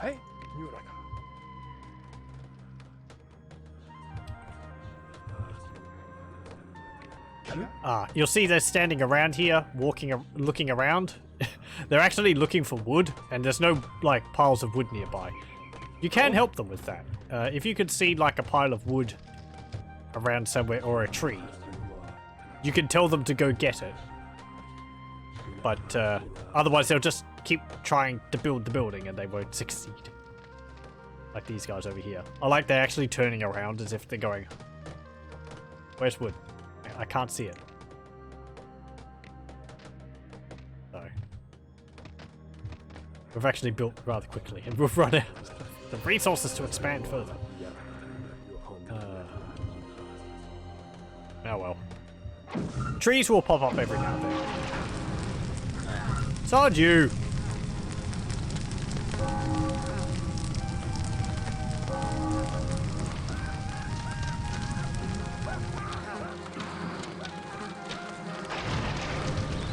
I just electrocuted my own building, but I did kill all of the enemies which are inside of it.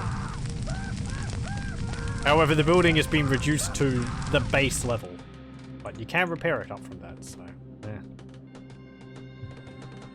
Lightning will kill any units it's cast on. I think it can kill, I don't know, 5 or 6? I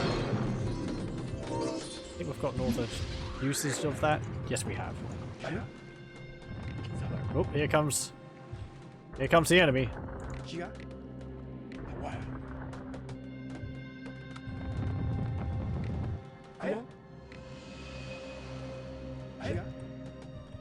Go and train Kai. Shaman over here.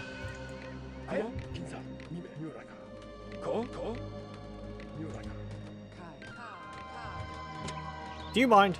Stop pestering me. The enemy shaman can cast spells while she's flying through the air. So just because you electrocuted her doesn't mean that you're free of her wrath. She'll spitefully cast a lightning bolt somewhere while she's burning, flying through the air.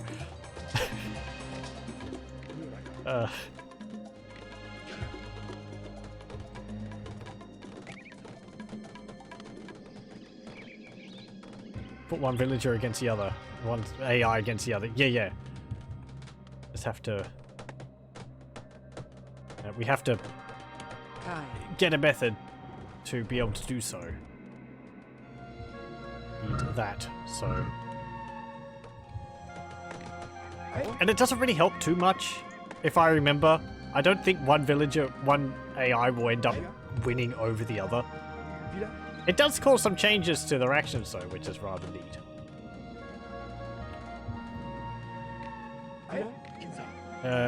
Go in there. Go there. Go train. Start training up an army. You're all just standing around. Go there. And I think I want 1, 2, 3 of you as preachers. Also going a bit over.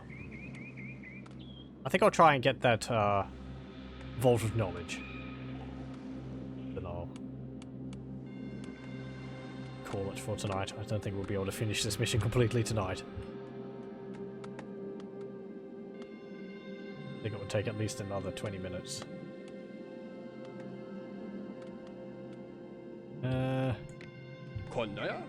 Okay. Go over here.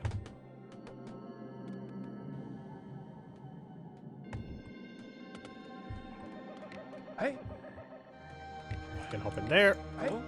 You can hop in there. I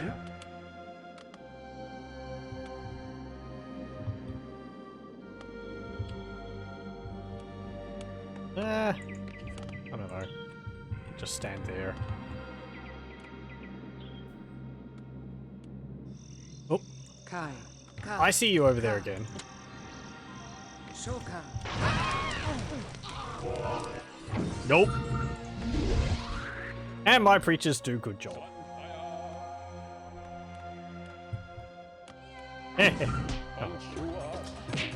Well, you know, I'm kind of wanting that dude on my side, but hey. We did see they're also casting the fireball so close by. Nearly caused these people to get up and attack my preachers. As I said, you got to be a bit careful casting spells near your preachers. It's difficult to concentrate on converting the heathens when there's fireballs going off right next to you.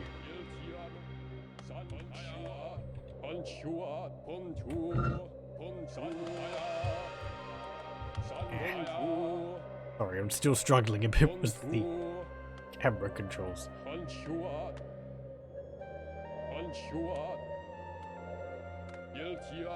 Okay, convert this villager.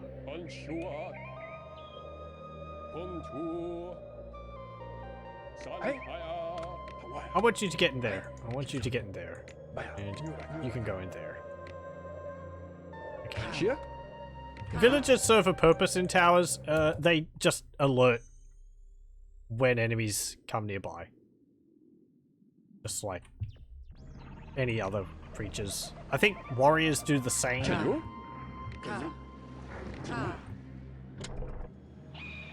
So, you know, if you don't have anything else, you can put a,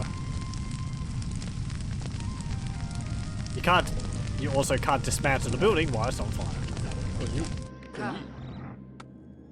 But if you don't have anything else, you can put a villager in, brave in there, pardon. Okay. Move up here. Kind of want you to...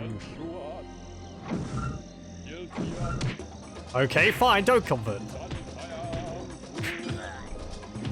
Warriors are kind of bloodthirsty. Oh. Yeah, you're converting, I couldn't see. Don't. Kick him out. Ah. There we Oh, Kai. Ka. there's a creature there. No! I think I just killed my own guy there. Help! Protect me! Ka. Okay. Get over here. Hey! Stop that! Roll, roll, roll! No, you don't! That's a bad situation. If my shaman wasn't nearby, all my warriors would get converted. Stop! How many fireballs are you gonna take? Jeez! Just die! And I killed my own guy there, but... Kai. Ka. Yep. Acceptable losses. Kai. Ka. Okay, also, I want you to shock their temple. Shoka. You.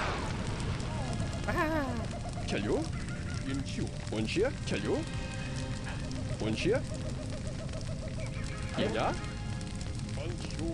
we go.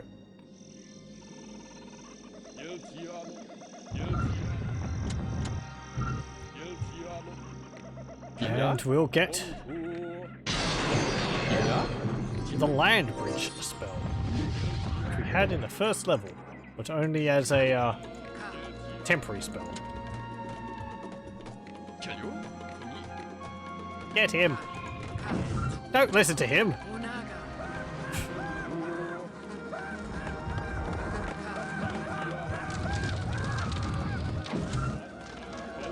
No!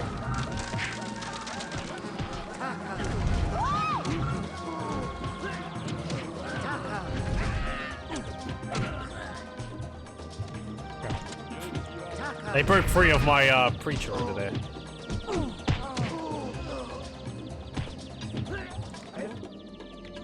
Okay. Hey! Taka. Kai. Ka. Taka. Ka. Right into my preacher. Shoka. Ka. Bye!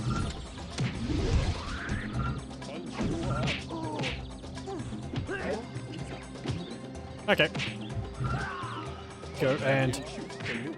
Actually, I kind of think...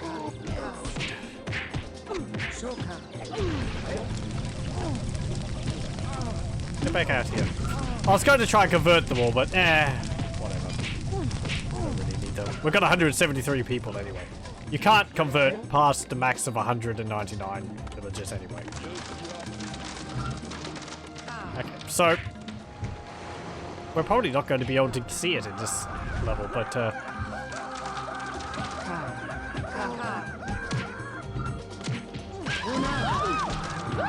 since I'm just tearing through the Matak space anyway. Once you're making the assault, it's kind of easier to just continue with it anyway.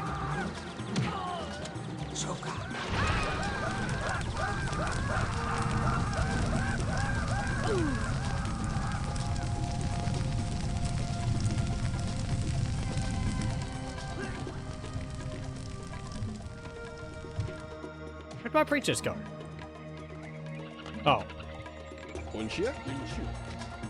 You were walking home. Okay, fine.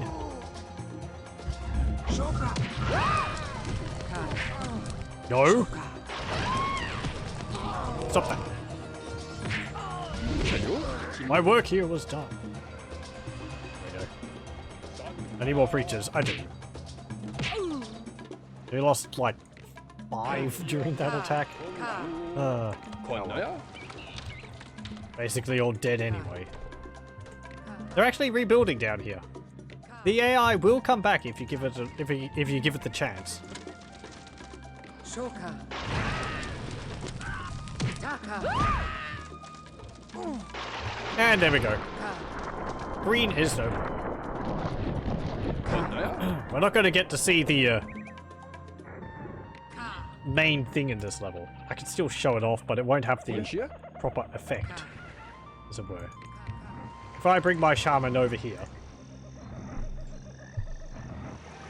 as it says, you can hit the enemy against each other. Involves that totem pole over there. The damaged ground you can't build on. Oh, I think trees grow on it just fine. And it does hang around for a while, as you see. This is still there.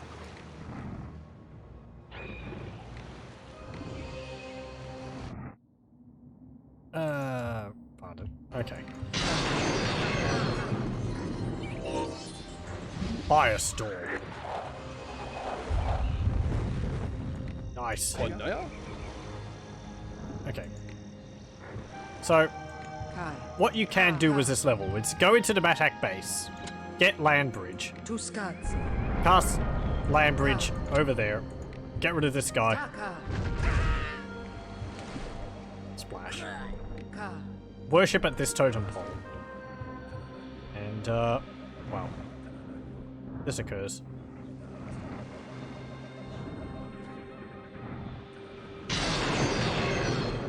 Not hypnosis. There we go. You have reached a you've reached a maximum size. Okay. It did actually fly by because we defeated one of the enemies, but what the totem pole did is it creates this land bridge up here. And the Chamorro tribe and the Matak tribe will actually send villagers across here to attack each other once this has been set up. It's rather neat also, they actually set up watchtowers here and have units patrolling on either side of the land bridge. Probably just a programmed action for the AI to take when that occurs, but it's still neat. They're like trying to defend their borders like that. And it takes the focus off you. I think they might still come and attack you, but not as often. Right there. Right there. We've got hypnotize here. Hypnotize does what you'd think it does. You cast it at enemy units and it hypnotizes them for a while, and they fight for you. Useful to use on enemy creatures if they're amongst their own units. And it is a way, as I found in the past, to get past the 199 unit max. It is rather difficult to do, but if you hypnotize units and cause that faction to be defeated. So if I had hypnotized the last of the Matak troops, or hypnotized Matak units and then killed off their remaining units, any hypnotized units of that faction will actually become yours permanently upon, well, that tribe being defeated. And you can go past your max with that. I'm pretty sure. But it's, you know, hypnotize doesn't last that long, and it's kind of tricky to do. And there's not much point because you won't get any more villagers while you're over the max, so you have to lose all the excess to be able to get more, but, you know, you really want to get over 199, you can get that way.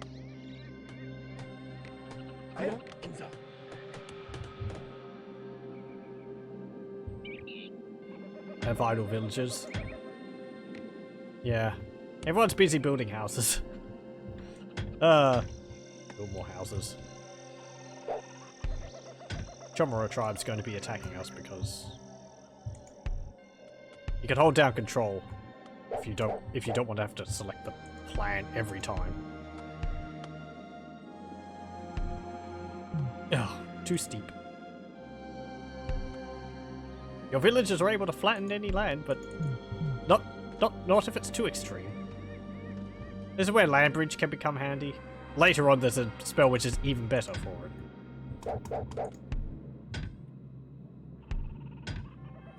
I just gotta put down as many of these house plans as I can.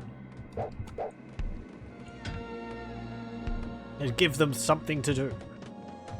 Can't have them standing around doing nothing, sitting around doing nothing. They'll get lazy. Okay. Ja, Ka. Hey, Ja, wünsche. thank you. All of you.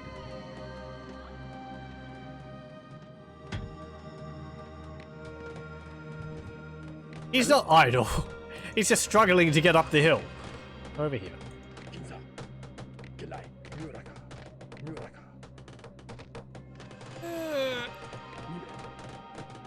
So hard. There we go.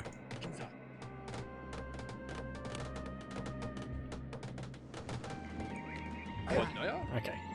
You'll see their shaman, they've built a tower up here for their shaman to hop in. She has quite a long range because of that. Ja, wünsche. Kai. It's most likely going to lightning my shaman if I send them nearby, but... Yep! Not much I can do about that.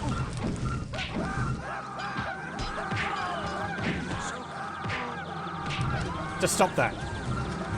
Shamans aren't affected by swarm. Wünsche. Wünsche. Oh. Hey! That's not good. Unaga. Unaga. Not bad.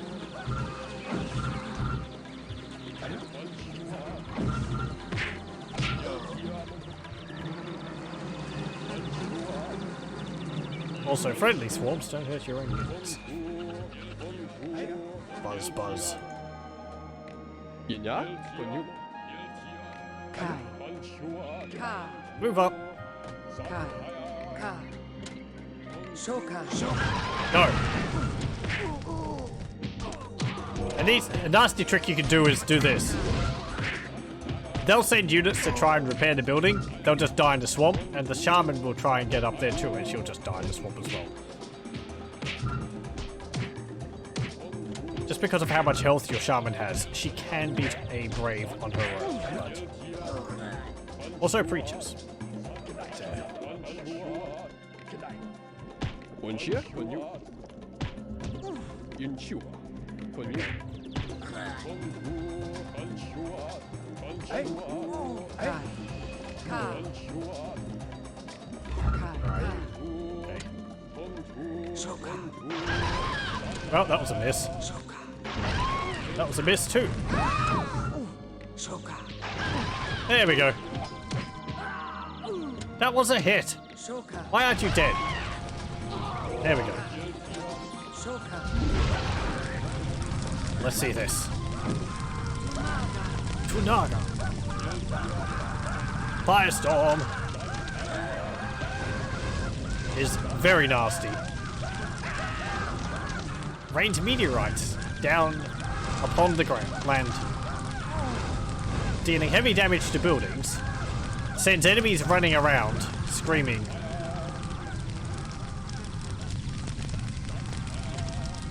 And because it lasts a while, it actually does end up killing a fair few of them. Taka.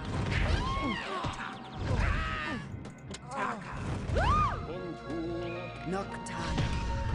Hypnosis. Get up here. Kai. Ka. Ka.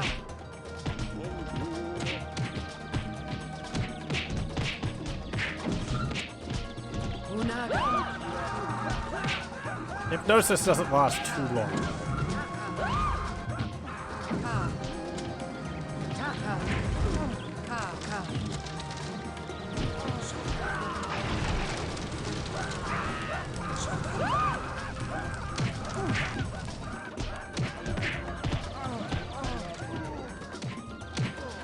How many preachers have you got sitting around over here? Taka. Ka. Ka. Ka. Just deal with this shaman. There we go. Again. Boink. Into the water you go. Cast one over there. Boink. Splash.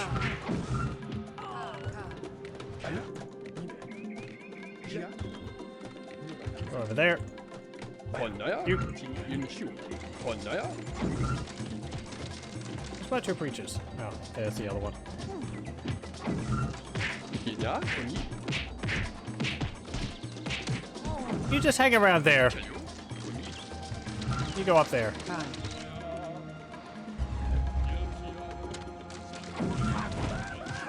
Hey, Shoka. don't ignore me. There you go. Ugh.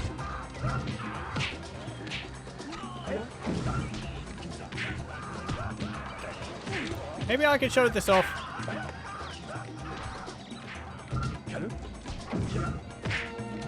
If I cast Hypnotize here, Tan. Kai. Ka. Ka. and I cast Hypnotize here, Tan. there we go. And we have 204 villagers. You'll see that the enemy grey villagers which I hypnotized just became mine permanently. Ugh. There we go. Let's look at how glorious Metropolis. And everyone's partying in the streets. Whoa.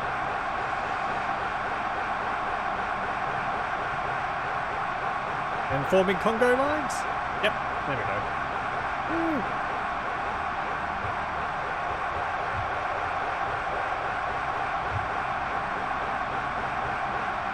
Anyway. Yay! Okay, next is Unseen Enemy. Ah, yes. I believe these are the difficult levels which I was talking about. These ones up here. I think there's 25 levels in total, and we're up to level 7. They do get harder. Anyway, I think we'll save it there, and we'll continue as Populous next time. This is a lot of fun. This game so much. And I hope you're enjoying it too, and you'll join me next time when we continue with this.